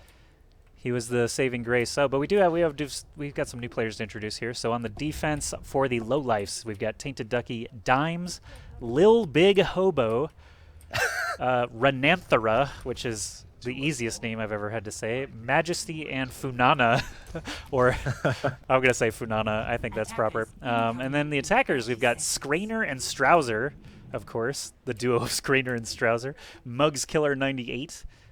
RNG Grist? Not really sure. Not really sure what he was thinking on that one. Ranger is? Evil Talk? I don't know. Evil Talk? Evil Talk? Evil Tack? I don't know. Cat Levi backwards is Junkrat. Maybe it's someone named Cat Levi. Night Sun is our Mercy player. I always read names backwards just to be sure. Yeah, if I it do the looks same. funky. Yep. Yeah, it's that caster But another reflex. killer, man. Yeah, so many killers. Mark and Mugs. Watch out. Yeah. All right. The attackers are walking right through the front door here. This is definitely a far cry from what we just witnessed. But stopped pretty much in their tracks as Strainer Strauss are not going to have that duo anymore. Strauss are actually making a swap over to that Reaper as Strainer is going to be dying off as well. And the defense making a very solid first hold, and Little Big Hobo, a big part of that. 84% ult charge on the Winston, which is huge after just a single fight. Obviously, getting a lot done out of chunking those guys down that were all grouped up inside of that little corner room there, trying to get up the stairs. Yeah, they're not going to have it so easy as the Sailor Scouts last game, just getting the one and done on point A. So this could indicate parity, or it could indicate one-sided defense. We'll have to see as this continues on here. They're very, very grouped up for this Winston to take advantage of. And the Junkrat and Reinhardt, the first to fall, Zarya shortly after. So defense definitely strong hold here on this choke. Even though they're playing a bit recessed up on top of the middle, they all have the ability to lunge forward, and that's exactly what you saw there with Lil Big Hobo leading the charge, doing a great job there, allowing Tracer and Soldier to just pour in damage from behind. And obviously taking no prisoners at that as well. And here on defense, you can see all of those ults stacking up, and having that economy advantage is going to be huge, especially on defense, where you never want to give that up to the attacking team, where they can just, with one single fight on a map like this, on this first point, they can just jump right on in and secure that first objective. They're doing the same entry kind of thing each time, and it's not working. Winston's too good. He's just setting up the roadblocks. Look at that. Reinhardt charges Winston all the way up the edge. Will he ult? No. Oh. I don't think it would have been worth anyway, just because the rest of the attackers are getting destroyed. Yeah. That would have been a really crazy play. He actually was really down low there. It would have been hard to pull off, but Dimes with the tactical visor is enough to hold on once again here for the defense, and Lil Big Hobo will make his way back. He's still got that Primal Rage to work with. We do have Reinhardt, Junkrat, and Lucio ultimates available for the attacking team, so it's not quite as desperate as the previous game we saw. There is a chance here for them to break through. I just would suggest not going into the side rooms because it's not working out yet. I think it would be fine if they just had Strouser and Eviltac just turn and really put some pressure onto that Winston when they do wind up going in. That will allow them to either kill off the Winston or at least get their backline in there safely. They've been struggling with that the entire time, and it looks like they're going to do that again. And Dimes just chilling up on top of the mid. Reaper's not really able to do much against him. Junkrat's dead already, so Soldier just freely pops down the Mercy there, followed by Reaper, followed by whoever else happens to be alive. There goes Lucio, and Zarya will be the last one standing with only 1 minute remaining. At least the attacking team didn't burn all their ultimates. They do have a composition here for Graviton Surge and Death Blossom if they want to, or Earth Shatter into Death Blossom, or Earth Shatter into Tire. So a couple of different combinations. Graven's Tire. Yeah, Graven's Tire is very, very much a staple, I would say. But they really have to get everybody into the Graviton. And I think more importantly, they have to find the Mercy, especially. That's the big pickup that they're going to be looking for here, but they're going to lose theirs early on. Man, that's a quick trade there. Night Sun going down is going to hurt their chances dramatically with only 20 seconds left. Something's got to happen here, and Reinhardt with no healer is unable to get a shatter off. They're going to die with all these ultimates still in their pockets, and Dimes launches the Tac Visor to just basically put the nail in the coffin. 5 seconds, not enough for any of these characters to reach the point. And when we do see the Graviton coming down, they're going to need these ultimates to work, but they don't even get it off, and they didn't really get to do much of anything there on their attack, and it looks like this is going to be very, very similar to the last set that we had, and pretty much every game before that. Well, they are uncarryable. I guess they're, That's true. Matching their namesake. No one on the team is able to carry any of the others, at least on Volskaya A. And as we switch sides here, we'll get a look at the Low Life's composition. Tainted Ducky maybe treating us to some Widowmaker play. We'll have to see if he commits to that or not. But they have to be feeling really good about that defense. Everything went according to plan, and really the Incarryables kind of set themselves up to be knocked down. Still very interesting that, going with the composition that they had with the Junkrat, with the Reaper, that they weren't really able to deal with that Winston. And I think that speaks volumes to, first of all, how talented Lil Big Hobo is, or maybe the skill discrepancy between these guys, or just maybe the communication efforts that they are perhaps lacking here on the side of what is the red team? Lowlifes and the Uncarryables. The Uncarryables, that's what it is. I can't believe I forgot that. But either way, I mean, the thing is, like, when you have something like that and you go into that side room, a lot of times that won't be advantageous for you, especially against a Winston, because he's just going to be able to dish out all of that AoE pressure. He's going to be able to get a lot of damage out. He's going to be able to really kind of get into the back line, kind of disperse them, cause some separation, especially with that D.Va helping out a little bit. But when you have the Junkrat, when you have the Reaper, throw the trap down, maybe you catch him, or at least put some pressure down so that he can't actually just jump in and do all that kind of stuff for free. We saw the Reaper just heading the assaults a lot of times and not really doing anything to kind of counter out that Winston, which is basically the job. I mean, that's why you pick the Reaper. Deal with that Winston. Well, maybe they figured Winston was going to act as a roadblock and just sit there for the Reaper. It didn't really pan out that way. Tainted Ducky here on the Doomfist against our Renanthera goes down to the boop. The concussive shot knocks Roadhog into the water already. So that's going to slow the attackers down a little bit. Winston's kind of off on his own. He's just trying to get that 33% on his own and actually got about halfway there. There is a Bastion in play here by Strouser on the Uncarryables, and Mugs Killer 98 goes down basically all by himself out in the front there. That's pretty rough. Majesty gathering 2 kills for himself very quickly. But this point is all about creating separation between who's guarding that front little gateway and who's going to be able to dive back, and they did exactly that. When we did see Lil Big Hobo jumping in, he pulled everybody back, especially that Bastion, which is what let everybody else in on the front line, and they were able to just find those picks, especially onto Orisa, who was just left up a creek without a paddle. Dimes had a Genji Dragon Blade so quickly there. Actually, I don't even... Yeah, he did. He got a Dragon Blade in about 40 seconds. He actually... Real quick, just to finish off that last kill. And yeah, I mean, they didn't I was going to say, I saw the emote at the end from another perspective where he's just staring at the ground with the sword out. I was like, I guess he doesn't need it. So works out. But Lowlifes take that one handily. And unfortunately, we have seen a lot of lopsided games. Hopefully, before the end of the group stage, we'll get to see some nice parity. But for sure, tomorrow, again, 4 p.m. Pacific, 7 p.m. Eastern is when we'll be starting the playoff bracket. For sure, we'll be seeing some better matches there with some of the better teams that we've seen throughout today's games. So let's pull up the bracket just once more so I can talk to our admin about what is going to happen next. Thanks, everybody, for coming to watch us today. Again, this is... the MSI Dragon Cup 5, sponsored by all these fabulous companies, Best Buy, Staples, and Amazon.ca. They do have some deals for you guys. I'll go ahead and call out one of them here. Visit ca.msi.com for best deals on gaming laptops and PCs during the Boxing Week sale. You can get an additional $100 off via mail-in rebate during Dragon Cup 5, so don't forget to redeem the MSI Christmas bundle when you purchase the GT, GE, or GS laptops. Our admin here looks like he's working on a new game still, but we do have an announcement for the next Facebook giveaway. The MSI gaming headset winner is Melissa MK. Melissa MK, congratulations. They'll be in touch with you on Facebook for you to claim that prize. Don't forget, everyone else, you can still enter to win some cool prizes. I'll go ahead and pull up what we actually have for grabs. There are two headsets total, so that's one of them down.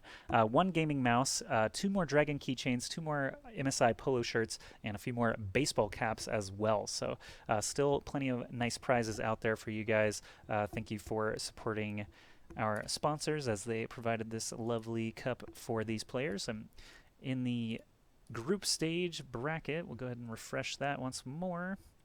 See what's going on here. And you said that one of the teams we just cast, the Lowlifes, had not actually had a score reported yet, which is kind of weird. I'm not sure if it was a score reported or if they just hadn't had a win yet. Does look like now they actually have, though. Yeah, Lowlifes versus Team Black. Yeah. Okay, so they're actually at 2-0 in their group, as well as Rivals Gaming. And then the Sailor Scouts, who've been watching a couple of their matches today, they are sitting at 2-1, so they've only got one more opponent today. That is going to be Do Aimbot's Dream. So if we can get that match, that would be pretty sweet, I think. Sailor Scouts versus Do Aimbot's Dream. Both did fantastic in their games. Yeah, I would definitely be looking forward to seeing those guys. I mean, that's a matchup that we would be pretty likely to see. I mean, if both teams make it, because obviously Mirage Sport Electronic has been insane as well. So that whole group has been really, really consistent, it seems, so far, with Sailor Scouts obviously being a little bit of a standout because we've seen them twice now really just handle the teams that we put up against them. All right, as we are still trying to get this next match situated, we do have some more messages from our sponsors, so hang tight for just a couple of minutes. Go grab yourself a drink or a snack, use the restroom, whatever you got to do, or just enjoy these fantastic advertisements as I have been. That's it. Yep. We'll be back in just a few minutes with our next game. Don't go anywhere, folks.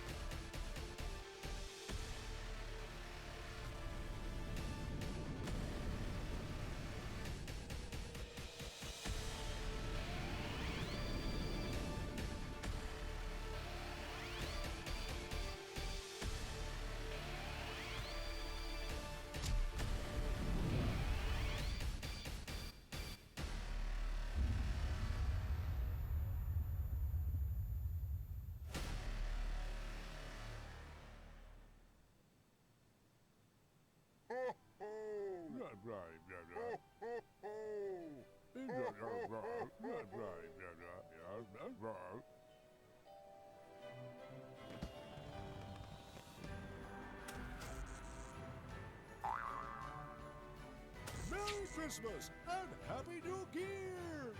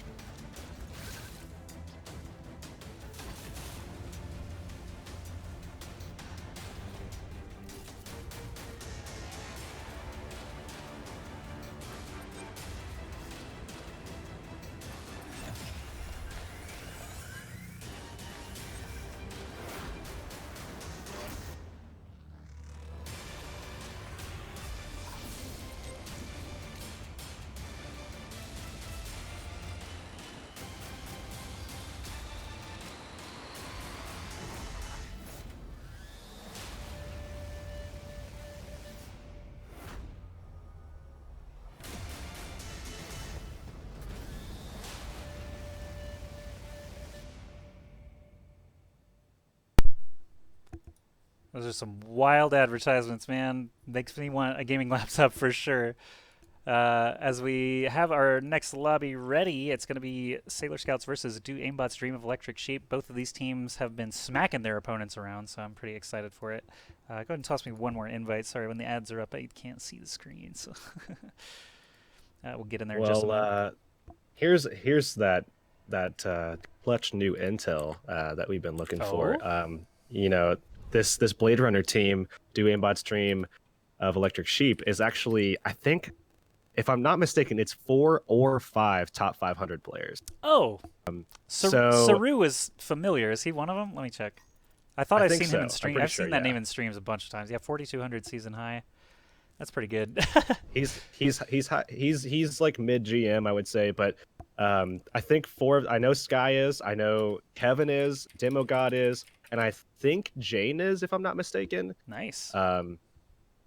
Yeah, Jane is a support main that has also reached top 500 last season, if I'm not mistaken. So, very, very solid team, at least individually, and we have seen so far that they are exceptional as a team so far. We saw them on Route 66 a couple of sets ago where, yeah, they were the team where Kevin was on Widowmaker and they just completely dominated. I think that was the match where we saw the opposition go, 20 meters or something like that? Yep. So, I mean, this is going to be a pretty crazy match. Obviously, Sailor Scouts has looked pretty solid so far in the group stage, but I think this is the moment where we really see Do Aimbot's Dream kind of push forward a little bit further from the rest of the pack. All right. He says starting in 10, so any moment now we'll be firing onto our last map, our last round of the day, Hollywood. Each team has played one of each map type. It was Ilios, then Route 66, then Volskaya, and now Hollywood to round out the groups. These are groups of 5 teams each, best of ones for round robin. 2 teams will escape from each group, and this actually might be the most stacked group. If Sailor Scouts lost to another team that wasn't Aimbot's Dream, we do have some contention in this one. So could be a make-or-break match right here on Hollywood for both of these. Let's actually, I guess we could just pull up the bracket since I have it here and double check that. So yeah, Unicorn Gods 0-2, Borealis 0-3, Mirage was that other team. Sailor Scouts are the only. Sailor Scouts are the only team in the top 3 there with a loss. So Aimbot's Dream and Mirage actually will decide the group for sure if Sailor Scouts manage to take this map. We'll have to see. I do feel like this is probably going to go the way of Do Aimbot's Dream, but I mean, we have seen a lot of consistency, especially from Annie on Fire, but it's going to take more than that to take on a team of at least 4 top 500s and the rest of the guys all being in GM, so not too far away, the rest of them for sure. Nice. And the season is ending, I believe, tomorrow right as our stream begins, so everyone can finish their competitive season and come immediately to the stream to watch the playoffs. So you guys have very little time to try and reach your desired rank. Good luck tonight, as I'm sure the trolls will be nice and let you get lots of easy games. Anyway, Sky, Jane, Tempest, Demogod, Saru, and Kevin on the defense. Double Barrier, Bastion, Torb.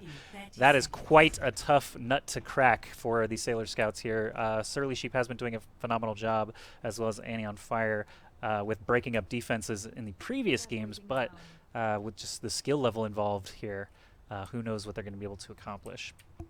I'm not sure about this defense. I mean, if this works out, it's just a testament to how much of a difference there is in just overall skill level, because defensively, like, this composition probably shouldn't work, or at least shouldn't work to make a first point hold. It might catch a team off guard for, a push or two, but as soon as we start seeing some ultimates coming online, some switches come out from the composition as well, then I think that they're going to be able to gauge this and figure out a way to push it in. It's a very interesting setup there with the Bastion on the high ground. So Widowmaker specifically is going to have a very tough time finding targets against this composition. Might be worth a swap immediately here, but Taki the Winston also probably going to have a pretty rough time against the Orisa Bastion Torb.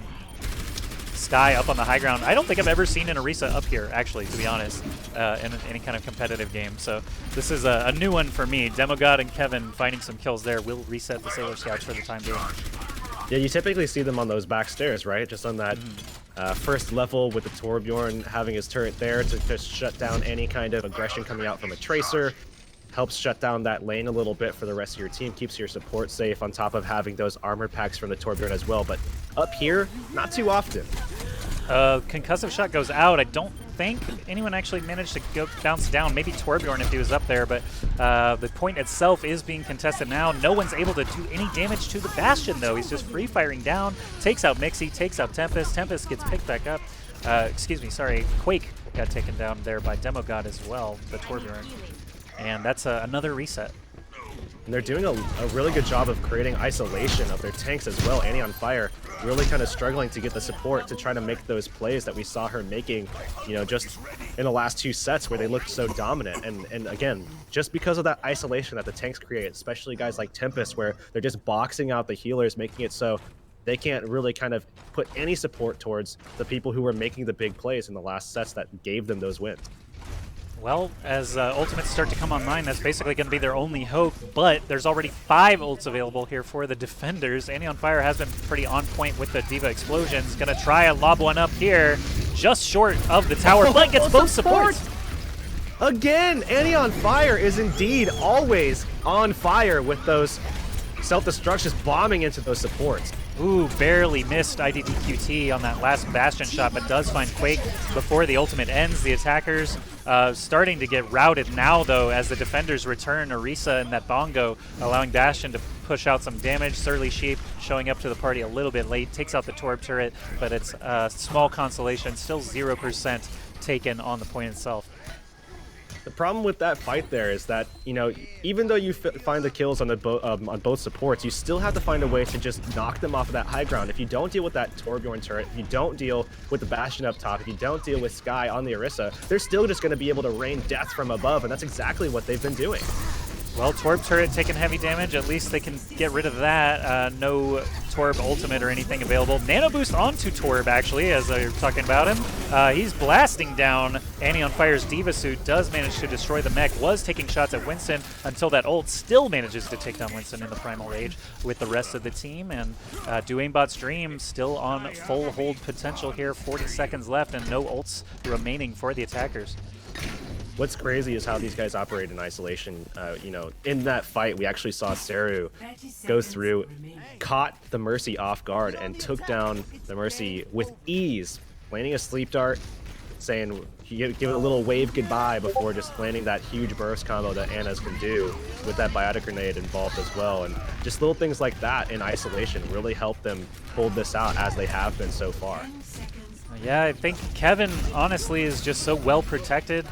They don't really have a good enough, strong enough composition to get to him. Junkrat goes down very early in that fight. Quake is floating around as Mercy, but does not have any targets to grab. Overtime's going to tick down. And do Aimbot's Dream get the full hold 0%. So this could be a quick one when we switch sides here. But Sailor Scouts just could not deal with the Orisa Bastion Torb. That's a rough one.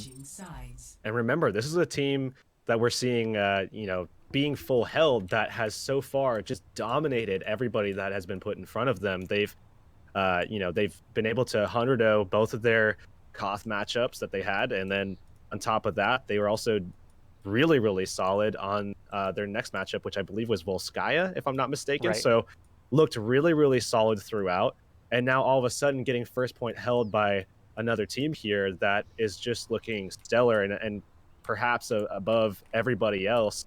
Now we can start seeing where teams are landing as the group stage continues, and it certainly seems as though this team here on the blue side, Aimbot's Dream, is landing well ahead of the rest of the pack as for what we've seen so far. Yeah, if Aimbot's Dream do manage to take point A here, they actually guarantee their playoff spot, as they would only possibly have 1 loss, and Sailor Scouts will be at 2. So I think, yeah, they're ready to move on to the playoffs tomorrow, and are actually, of course, a strong contender to take the whole thing in those playoffs. So make sure to join us again tomorrow, 4 p.m. Pacific, 7 p.m. Eastern, to see the exciting conclusion of Zotac Dragon Cup 5. They are actually running the exact same thing. They're going to try it as well here on the defense for Sailor Scouts. But again, I still think that it's a flawed composition in terms of just holding out for a long period of time, and it seems like they're going to set up actually on the lift itself, just on that elevator, and they're going to be a little bit more dynamic, I guess, with where their positioning is, because it does go up and down, but you're still stuck static on one single position, and they are going to go up now, so they're going to take out that same exact spot and do the same thing. But here with that composition, as I said, it is counterable. You can definitely counter it, and you just have to throw them off of that high ground, and as soon as you do that, then you can start dealing with everybody that's not up there. Well, we're going to see how they manage to do it. Oh, look at that! Sky gets taken down by a stray torp pellet to the head as she was grappling. Anyways. As she was grappling. Yeah, Widow's not going to be able to do too much against this amount of shields. The only hope really is if they get disrupted by another teammate. But you're talking about counters. We're going to see how they do it. If Kevin on the Bastion is going to be pivotal here. He's already breaking down the Orisa barrier and the Reinhardt barrier. Taki is a bit exposed. Quake is a bit exposed. This is just pretty rough here for the Sailor Scouts. Sky did not switch. And still is not even back into the battle yet. And still no one on the attacking team is getting pressured. Oh, but they left the Bastion up there with no protection and a Torbjorn on top of that, so Sky finds 2 picks as they don't even try to get down to their tanks for support, and that's allowed Sky to find those kills, and now helping the team push forward as Quake's gonna get picked as well. That was nasty. I was looking for the res on Bastion that whole time, but Sky takes out the Mercy in a very crazy shot there, and I think Sky and Kevin both have had some impressive Widowmaker play. That's gonna do it. Very, very swift victory again for Do Aimbot's Dream of Electric Sheep. Sailor Scouts are at 2 losses in their group, so unfortunately, I believe there are 2 unbeaten teams, Aimbot's Dream and whoever else beat them, that will probably be, definitely be moving on, as the 2 unbeatens will play each other for that last match. We'll have to see where they land for seeding, I guess, is pretty much where it's going to wind up. And it's actually pretty crazy to think about, because remember, it's the top 2 teams of each group. And given the fact that Sailor Scouts has lost 2 of their games in their group, a team that has impressed us as much as Sailor Scouts has so far, they're not even going to be in the championship bracket. That's a tough draw. That's a tough draw. The bracket, could be... Yep. Favorable or not. In this case, Sailor Scouts had kind of a tough one. Let's go ahead and peep that bracket once again here. 4 groups, 5 teams each. Again, 2 from each will be moving on to the playoffs tomorrow. And it looks like Toxic. Oh, I just got Toxic. It's Toxic. It's Toxic. Yep. Toxic. Okay.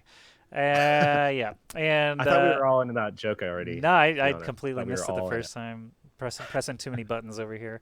But yeah, Toxic sitting at the top of their group. Munkashib did have a pretty good game earlier today as well, so perhaps they will be the next expected to get out. But yeah, Sailor Scouts, Mirage Sport Electronique, that's what it was. Mirage Sport Electronique, very likely to get out. They only have to play Unicorn Gods, who Sailor Scouts bopped, and Do Aimbot's Dream, so kind of expected to get out of the group, I think. Group 4, Dumb Thing still sitting near the top. Group 1, checking on them again. Lowlifes had a really good game earlier on stream, but CN Power, 2 wins, 1 loss. Rivals Gaming still unbeaten. Lowlifes still unbeaten as those results continue to come in. So checking it with our admin now. Looks like we have our next game determined. It is going to be Drop Dead Divas versus Munkashib. So let's see where those standings are. We have seen Munkashib, that's Suckmeister's team. True. Drop Dead Divas are 1-1 in the group, so still alive. Definitely, if they can take down Munkashib. Who did they lose to? They lost to Toxic, who won their match earlier. So definitely not a big indicator of their potential here against Munkashib. Either team could win this, I think, based on just those results. We haven't really seen enough context yet. Okay, so again, thanks everybody for tuning in to the MSI Canada Dragon Cup 5. Once again, we've got group stage all day today, playoffs all day tomorrow. We've got some fabulous sponsors, staples.ca, bestbuy.ca, and amazon.ca, not to mention MSI giving away tons of cool stuff on Facebook with that ! giveaway command in Twitch chat. You can follow those directions and maybe win yourself. We still have a headset and a gaming mouse out there available, as well as some MSI branded hats and shirts and things. So go check that out when you have a chance. We do have our next match determined, so waiting on invites from the guy. Yep, waiting on an invite here. Do I want to show one of those crazy commercials again? I don't know. they're kind of insane. I feel like the one is better than Star Wars, though. I think there could be a discussion for the Star Wars laptop commercial.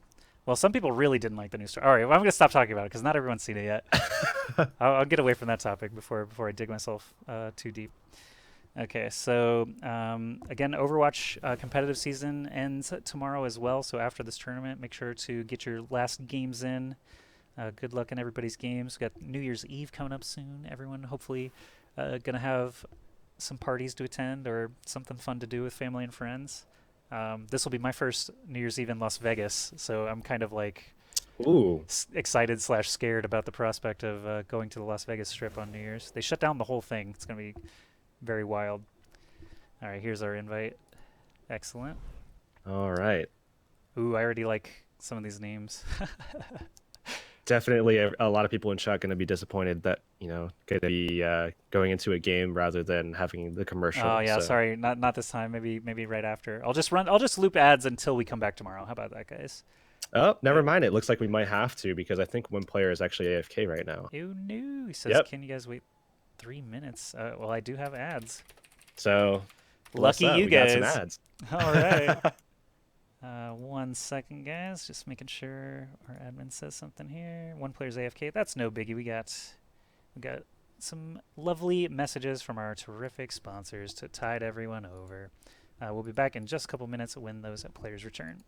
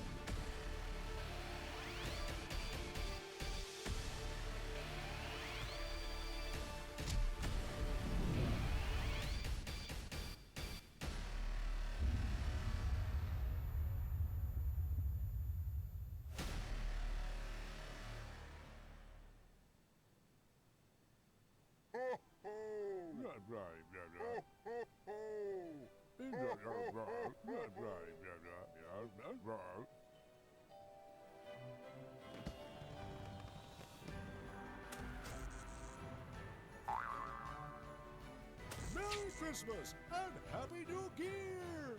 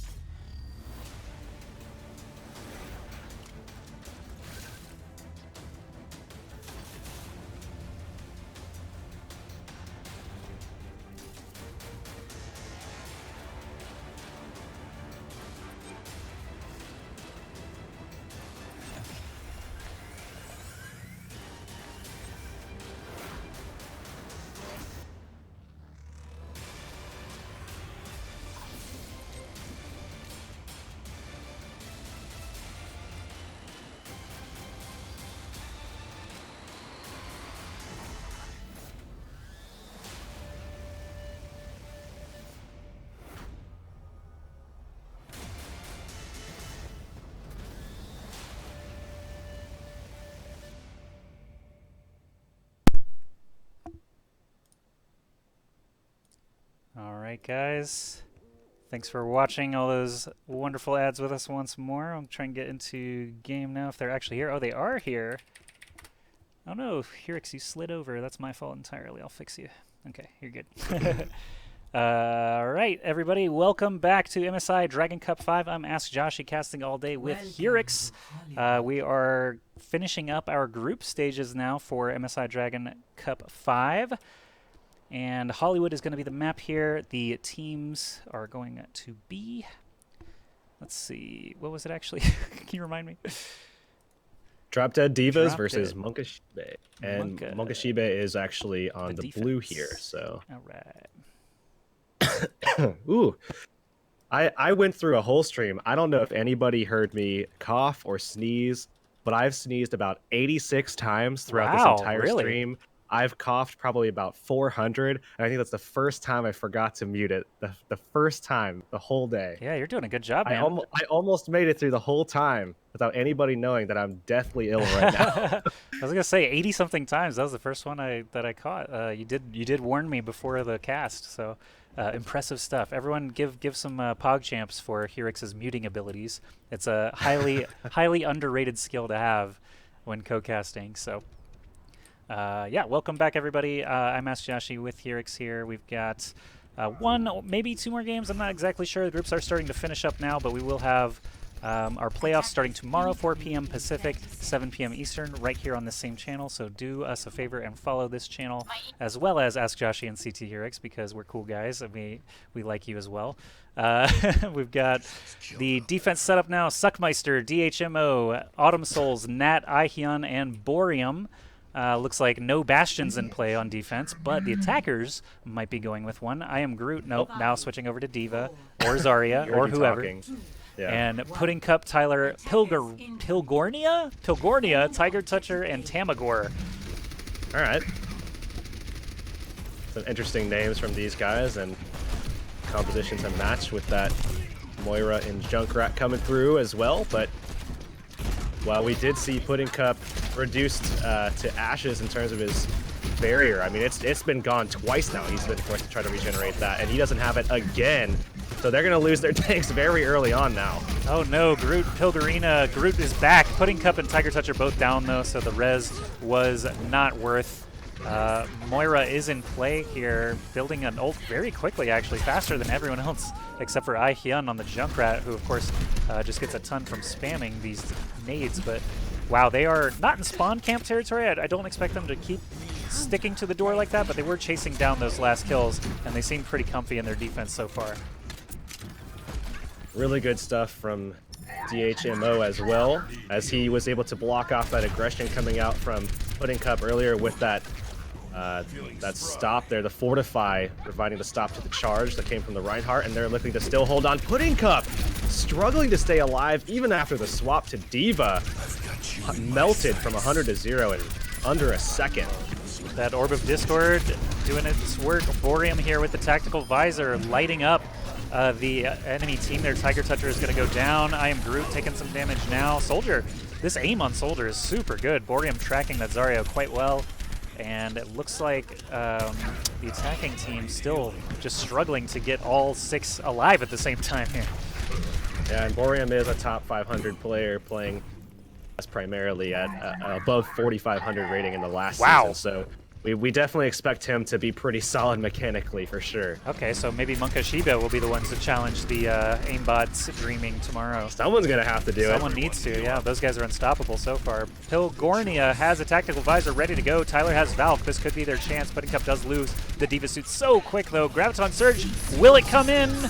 Not yet, as Suckmeister pops the whole hog, kills Zarya completely. Tamagor and Pudding Cup and Groot all go down.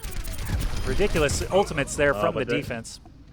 Tiger Toucher dishing out some damage, and because of that is going to be taking a late death, so losing out on even more time in the process. Ouch. I think a little bit of a mistake there from that Junkrat player there, but they do have a lot of options here going into this next fight here. I mean, they do have that Graviton that's going to come down if it does get barriered out. They have Tamagor ready to go with Coalescence to provide some extra damage, as well as that Riptide that could kind of just jump in and put out some pressure as well, find some kills. Huh. I'm realizing now this is actually my first time casting Moira. Coalescence is actually a pretty cool ultimate ability. Of course, deals damage or heals your friendly teammates. You can do a lot of utility plays with that, but it's not quite like an engaging ultimate. Like, I think top level players are still figuring out the best times to be using Coalescence in team fights, usually toward the end rather than the beginning, like a Transcendence or a Sound Barrier. So it's kind of an interesting one. Graviton Surge does go out, does catch several people, but Boreum and Yada popping their ultimates, both staying perfectly fine. 30 seconds left. It looks like Munkashibe have this locked down. And they're going to be holding out even still. We do see Ayun with that Riptire holding it out. Certainly could find some kills here, as they're going to have to be very aggressive to get into the point. You can either force the kills onto whoever's trying to push into the point, or could take out the backline from behind them, and is, of course, going for the backline, does find the Moira. So that's going to be forcing the res out from Tyler. They're forced to come back in, and they're losing their position on top of that, and that's going to be another kill, I think, onto Moira, and they close it out. No time. I was watching the Junkrat tire there. It actually had some potential to hit the Zen and Orisa ultimate, but of course, if there's no time left on the clock, it doesn't quite matter. That is going to be full hold from Munkashibe, who did win their previous round on stream quite handily as well. So maybe not too unexpected. We hadn't gotten a good look at the Drop Dead Divas yet, so unfortunately for them, they're up against some tough competition here, and we did just get word that our last game of the day, we were doing one more after this one. It will be Munkashibe versus Toxic, who is at the top of their group right now, undefeated, so likely to be the two moving on to the playoffs tomorrow. We'll see who has the edge in the group stage. Be very interested. I mean, there are still some teams here that we haven't really seen tested all too much. You know, we have seen now the big difference in, you know, what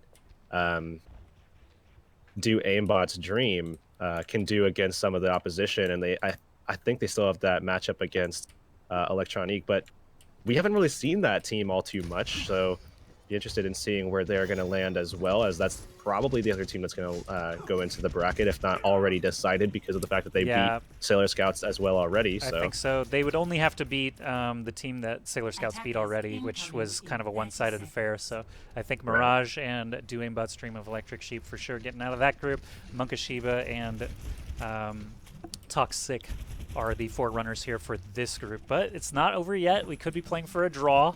Who knows? We could get a full hold here from I Am Groot and company on Drop Dead Divas. They have an opportunity here to stave off defeat. This is their basically last life to try and escape groups, but we have doors open now. The attackers have double tank. Hyun actually running the Tracer, was doing a lot of good work on Genji earlier in the day, so curious to see how he does here with Tracer. He did get was it him with the triple pulse bomb kill earlier on Route 66? I'm trying to remember. It may have been a different Tracer. I don't remember actually, but Boreum has been really crazy actually on the soldier, almost taking out Pilgornia by himself. But look at the accuracy that Boreum has, finding the heads and just holding down the left mouse button on him. Hyun doing his job too. He's getting right in on the supports. First things first, goes in on the Diva suit, or excuse me, the Orisa, not Diva suit, that big mech looking thing, takes him down very quickly as well. So Junkrat off on his own now, and that's all she wrote. The entire enemy team is down, and 33% is all you need. Tosses the pulse bomb for good measure as Munkashibe takes the victory and basically secures their playoff spot. We've got one more game today, I guess, for seeding purposes here between the first and second place of the group. But here's Suckmeister as Roadhog taking play of the game honors with that new Walrus skin. What do you think about this skin? I actually really like it. I'm still running the old Reindeer skin. Nice. I still really like that one, but the Walrus one is... I think the Walrus one might be my new favorite for Roadhog. Nice. All right, got some cards. Tiger Toucher at least gets a consolation prize with the card. Nat, 71% kill participation as Mercy. Very good stuff there. And yeah, we've seen a lot of good defensive assists with the damage boosting from Mercy's, starting with Jane and now not doing much the same. But going into this next match, it's going to be Munkashibe again, and that's going to be against Toxic. And this is actually the team that had the triple pulse bomb, and I think it was Toxic. Broccoli. Yeah, I think Broccoli had it. So the Broccoli bomb. All right, we've got two more winners to announce here from our Facebook giveaway. These are for MSI baseball caps. Samuel Tremblay and J Tao, Tao, J Tao and Samuel Tremblay. Congratulations. They'll get in touch with you on Facebook, so make sure to hit them up. Make sure you check it out and claim your prizes. We still have lots of prizes, including another headset and mouse. I'm not sure how many more we're going to do today, but tomorrow, again, we'll be running the giveaways. So if you don't win one today, make sure you participate again tomorrow. And congratulations to those guys. We have one more game for the day. Toxic versus Munkashiba will be our last one confirmed here. So hopefully Munka, yeah, they are just going to stay in the lobby for the time being. Might as well check the brackets one more time, get a full overview on all these other groups here. And here is Group 2, which we're currently in. Toxic 3-0, Munkashiba 3-0. They, of course, need to face each other for our entertainment next. Groups. Rivals Gaming topping out Group 1. I think Lowlifes have not had a loss yet, so they played impressive enough. I think that they could also get out of the group. CN Power maybe can get their game together as well and possibly get out of there. But the Uncarryables and Team Blacked, so long, farewell, nice try. I think they're basically done for the tournament. Yeah, unfortunately. Group 3 we've talked about a few times already, but Do Aimbot's Dream of Electric Sheep is kind of the star team that we've seen today. Sailor Scouts was an all-female squad that did very well, but just could not measure up against the Aimbots there. Mirage is a team we haven't seen in action yet, but they have not had a recorded loss yet either. So expecting Aimbots and Mirage to escape Group 3. And then Group 4, we actually haven't seen a single game out of, but unfortunately they had a forfeit at the beginning of the day. So their matches have been a little bit more staggered. We haven't been able to catch any of them. So still need Comic-Con Montreal 2017 refund. No refund for them as they go 0-4 in the group via forfeit. But thanks everybody again for checking out the MSI Canada Dragon Cup 5 today. We've got some excellent sponsors: Staples.ca, BestBuy.ca, Amazon.ca. We've got some good offers as well, including $100 rebates for some gaming laptops. That is the MSI GT, GE, or GS laptops. You can go to ca.msi.com to check out those deals. So appreciate all of you checking out some competitive Overwatch here during Boxing Week, as they're calling it. I've never heard December 27th referred to as Boxing Week until now, but I think it's fine. All right. Yep, so just one more game on the day. It should be a good one. Should be a close one compared to some of these matches we've had in the groups. And, of course, the brackets tomorrow, again, a lot more parity with the top teams in each group. Hirix, you in touch with any of the players at the moment? I'm asking now to see if they're just going to pull in the other team or if they're going to a lobby that was already hosted by the other team. I mean, it would make a lot of sense, obviously, for us to stay here since we are both casters here. And yeah, if we can reuse we this also lobby, have one of the nice. teams, but also, yeah, also the lobby's all set up. I think all we have to do is change the map, or we might not even have to do that. I think we are playing on Lijiang Tower, so Lijiang yeah, we would have Tower. the map, but that's it. Okay, so that'll be a second control map, or maybe they didn't play in Ilios or something like that. Oh, we just got his attention. Okay, well, let's see here.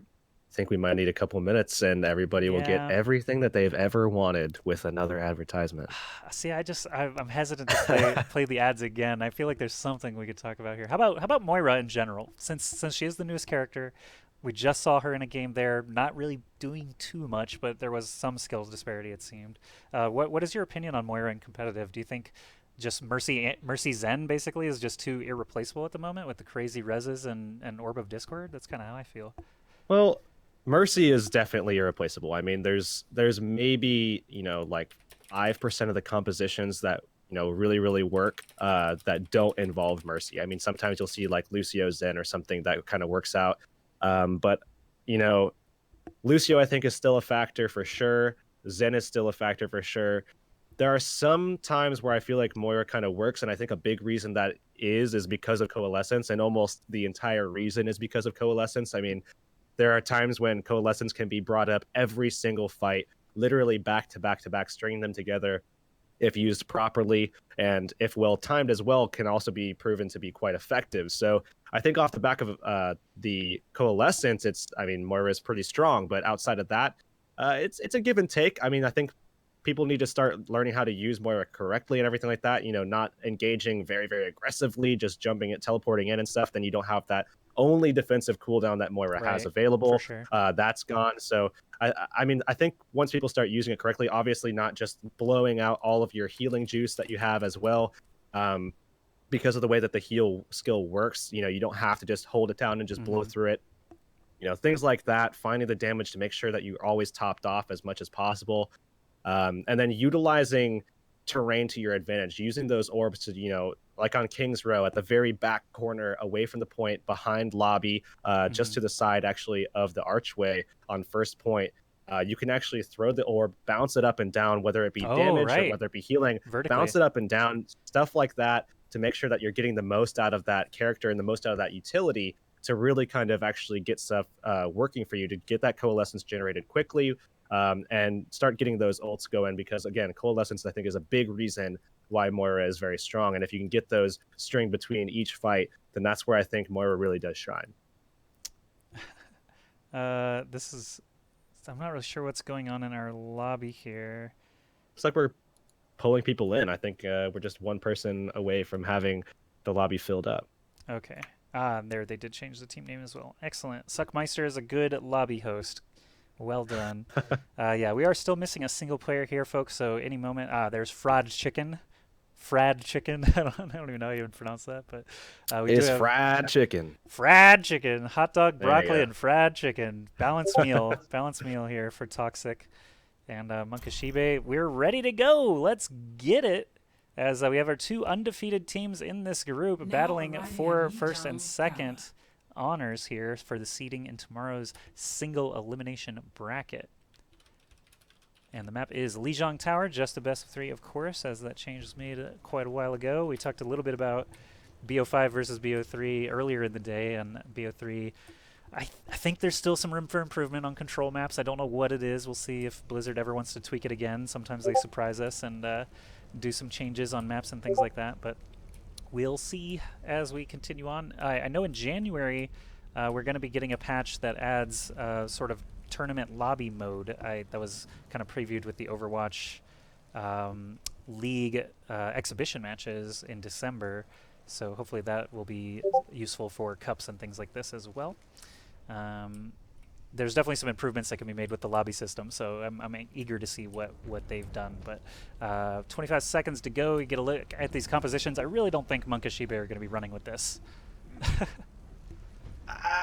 I'm hesitant to believe that. I mean, I think some of the things that they have picked are going to be what they wind up going with. Nat, I think, is going to switch over to a support. Autumn Soul's likely to swap away from the Symmetra as well, but that's the last thing that I think they have to swap, and that what we see here is what we're going to get. What you see is what you get. We got Nat on the Lucio Zenyatta. Oh, but he's going to only speed boost them and then swap to the Mercy, of course, because you need Mercy. No Mercy, no win.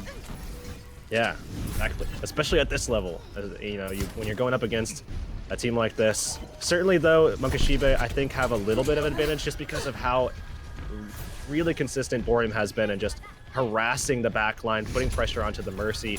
It's really going to come down to Broccoli trying to get his Mercy away from harm's way to try to keep Frad Chicken alive. Ooh, Suckmeister loses the Diva suit very quickly there. Boreum is down, though, to the enemy Zenyatta. So we've seen some pretty lethal Zenyatas in play here today. I'm watching Aihyun now on the Genji, 10 HP. He's just going to take a dive as the rest of his team starts to fall, and that is going to be Toxic actually grabbing the point first here. The control maps we saw earlier today were all one-sided, so hopefully we'll see Monkashibe rally and get something going here. Hyun is going to switch over from Genji to Pharah as well. That's an interesting swap up, and that's obviously going to help Nat stay alive as well, which is a big deal. Demo almost taken down, taking a lot of pressure going through that entryway, but Suckmeister going to put that defense matrix up, help out, and look at that crazy dive. They take Zhao out in like half a second. Broccoli gets himself into position with the concussive blast into Barrage, just narrowly missed a rocket right before all that.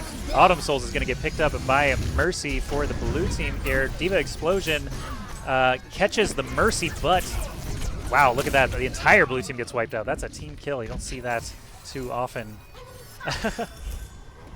And this is how crazy this tournament has been. I mean, remember back to the last 2 times that we saw this team here, Monkashiba, it's just been Dominant. you know, dominant, one-sided performances. Boreum really a stellar, I mean, he's been a standout throughout this tournament so far, and now has his team has really just been all but shut out. Well, Boreum, some people in the chat requesting more Boreum time, so we'll check him out now as he's got the Pulse Bomb available. Could just drop it right on Winston. Looks like he did. Xiao goes down in the meantime. Primal Rage going to get popped. Mercy trying to keep everybody up, but some great tracking again from Boreum. Takes down Frad Chicken. And looks like this could be their chance to get in here. Aihyun needs to try and take down this enemy Pharah. This is some brutal Pharah versus Pharah action. Finally, a rocket lands. They're about halfway captured, but the red team continues to stream in here, 85% and climbing.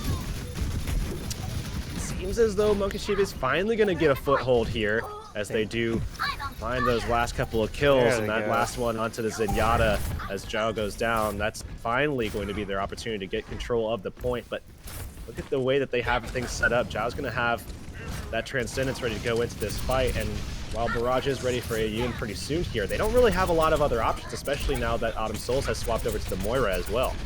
All right, we've got Barrage ready to go once again from Aihyun. If he can get right over the top of that entry, sometimes that can pay dividends, but the fact that they flipped the point before 100% gives them the opportunity to sit and wait for the enemy to basically be the aggressors. They can walk into the Barrage instead of them needing to go forward with it. So waiting for the perfect moment here. Still have Broccoli on the other side with a Barrage as well. So we're likely to see some fireworks start to fly. Nice direct rockets. Broccoli hit 2 on Aihyun, but the Mercy's keeping him up.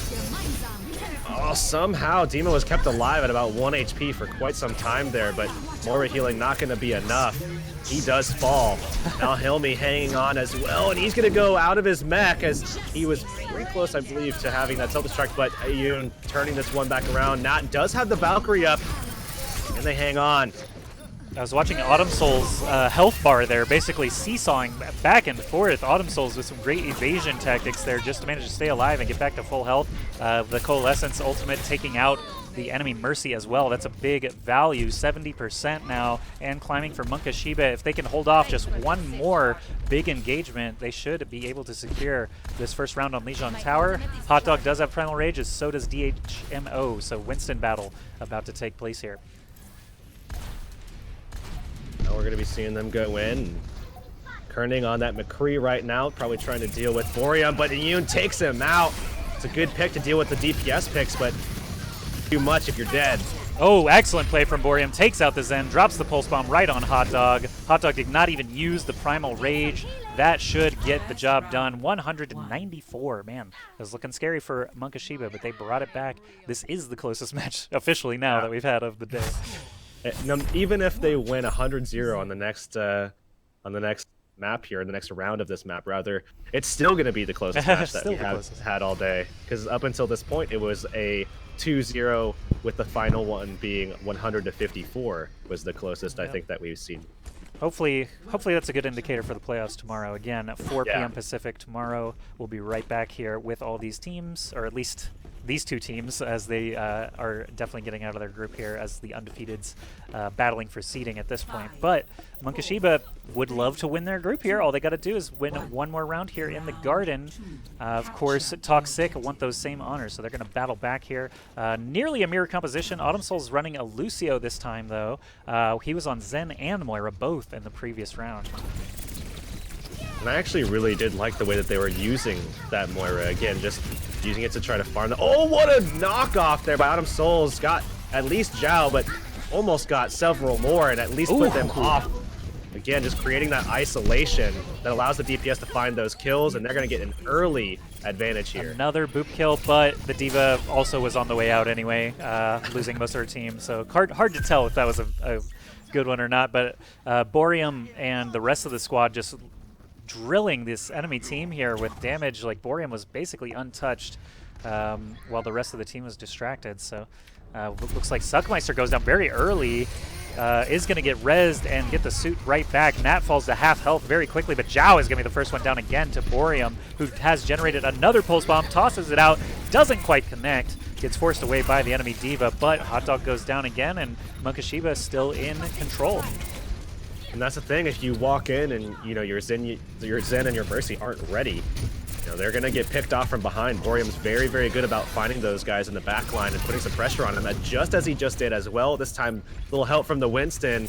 They find that Zenyatta pick again, and Zhao, outside of that first kill that he got onto Boreum, has really been struggling against Boreum here. Yeah, Boreum is just nasty right now. He caught the Mercy flying overhead like in a split second. As soon as she showed up, he spun around. Kerning takes a dive. So does D.Va to just reset with the team here, 53%.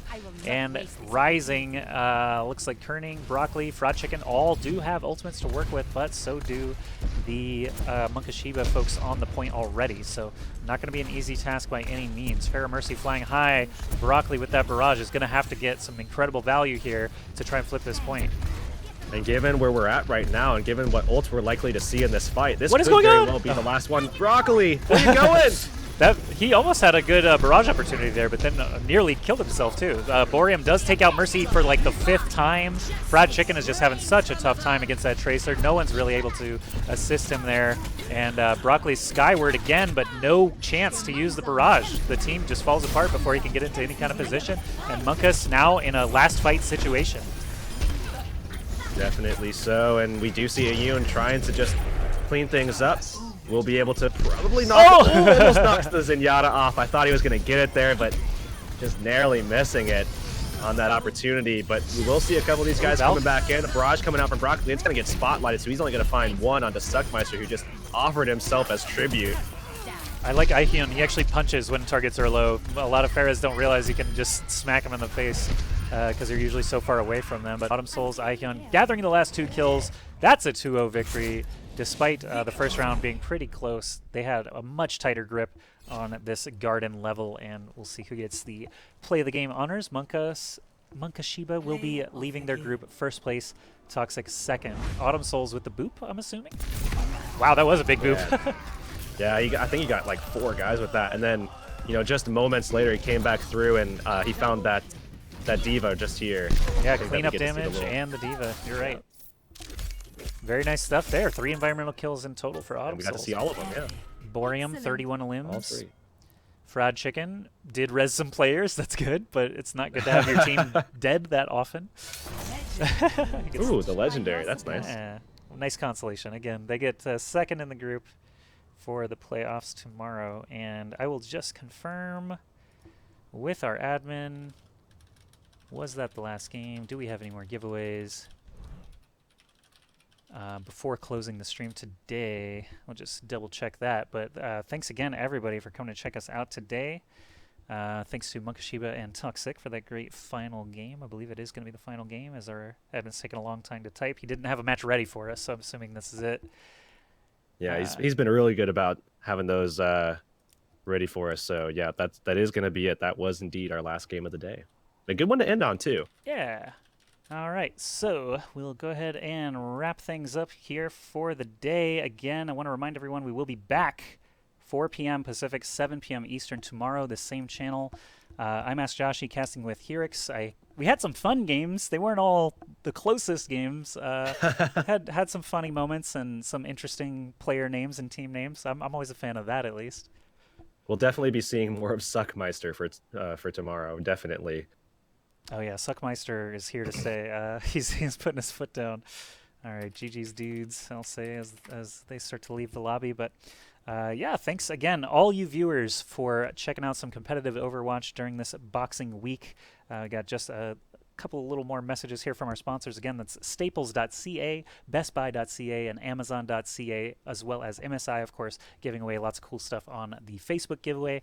Continue to enter that exclamation point giveaway in the chat for your chance to enter to win a gaming headset, gaming mouse. We still have some keychains, polo shirts, and baseball caps up for grabs as well tomorrow. So make sure you tune in tomorrow so you can claim those prizes. And just a final commercial speak here. Visit ca.msi.com for the best deals on gaming laptops during the Boxing Week sale. You can get an additional $100 off with a mail-in rebate during Dragon Cup 5 if you buy the GT, GE, or GS laptops with the MSI Christmas bundle. So definitely check that out. If you're in the market for a new machine, I kind of am, so I may check it out. I'm not Canadian, so I hope that they'll still honor those rebates here in Vegas. But yeah, I guess that will be it for today. Saw some good games, had some cool players. They were all very friendly, very good um non-toxic players here, except for the team toxic. I guess they were kind of toxic, sort of. Uh, but yeah, great time. Thanks everybody for watching. Hirix, you got anything to add before we close things up today? I think that should be it. I mean, really stellar performances. It's a little bit of a shame, I would say, to not see Sailor Scouts in the championship bracket, given how well they did. It's just these groups can be a little bit competitive. That's sometimes how things go, and I think that's just a testament to what to expect for tomorrow. And I think we're gonna have some good games. All right. Thanks everyone for watching. Again, if you're interested in the stuff that myself or Hirix do off stream, we commentate as much as we possibly can, Overwatch and sometimes other games. So we appreciate any follows you might toss our way as well. But over 2,000 of you watched today, so that's pretty exciting stuff. Hope to see you all again here tomorrow, 4 p.m. Pacific. That is the very end of the competitive season as well. So now you're loose. You're cut free. You can go play your ranked games all the way until 4 p.m. tomorrow. Just make sure to be back here for the playoffs and the conclusion of MSI Canada Dragon Cup 5. Thank you guys. Have a great day or night until we see you again at 4 p.m. Pacific. Take it easy.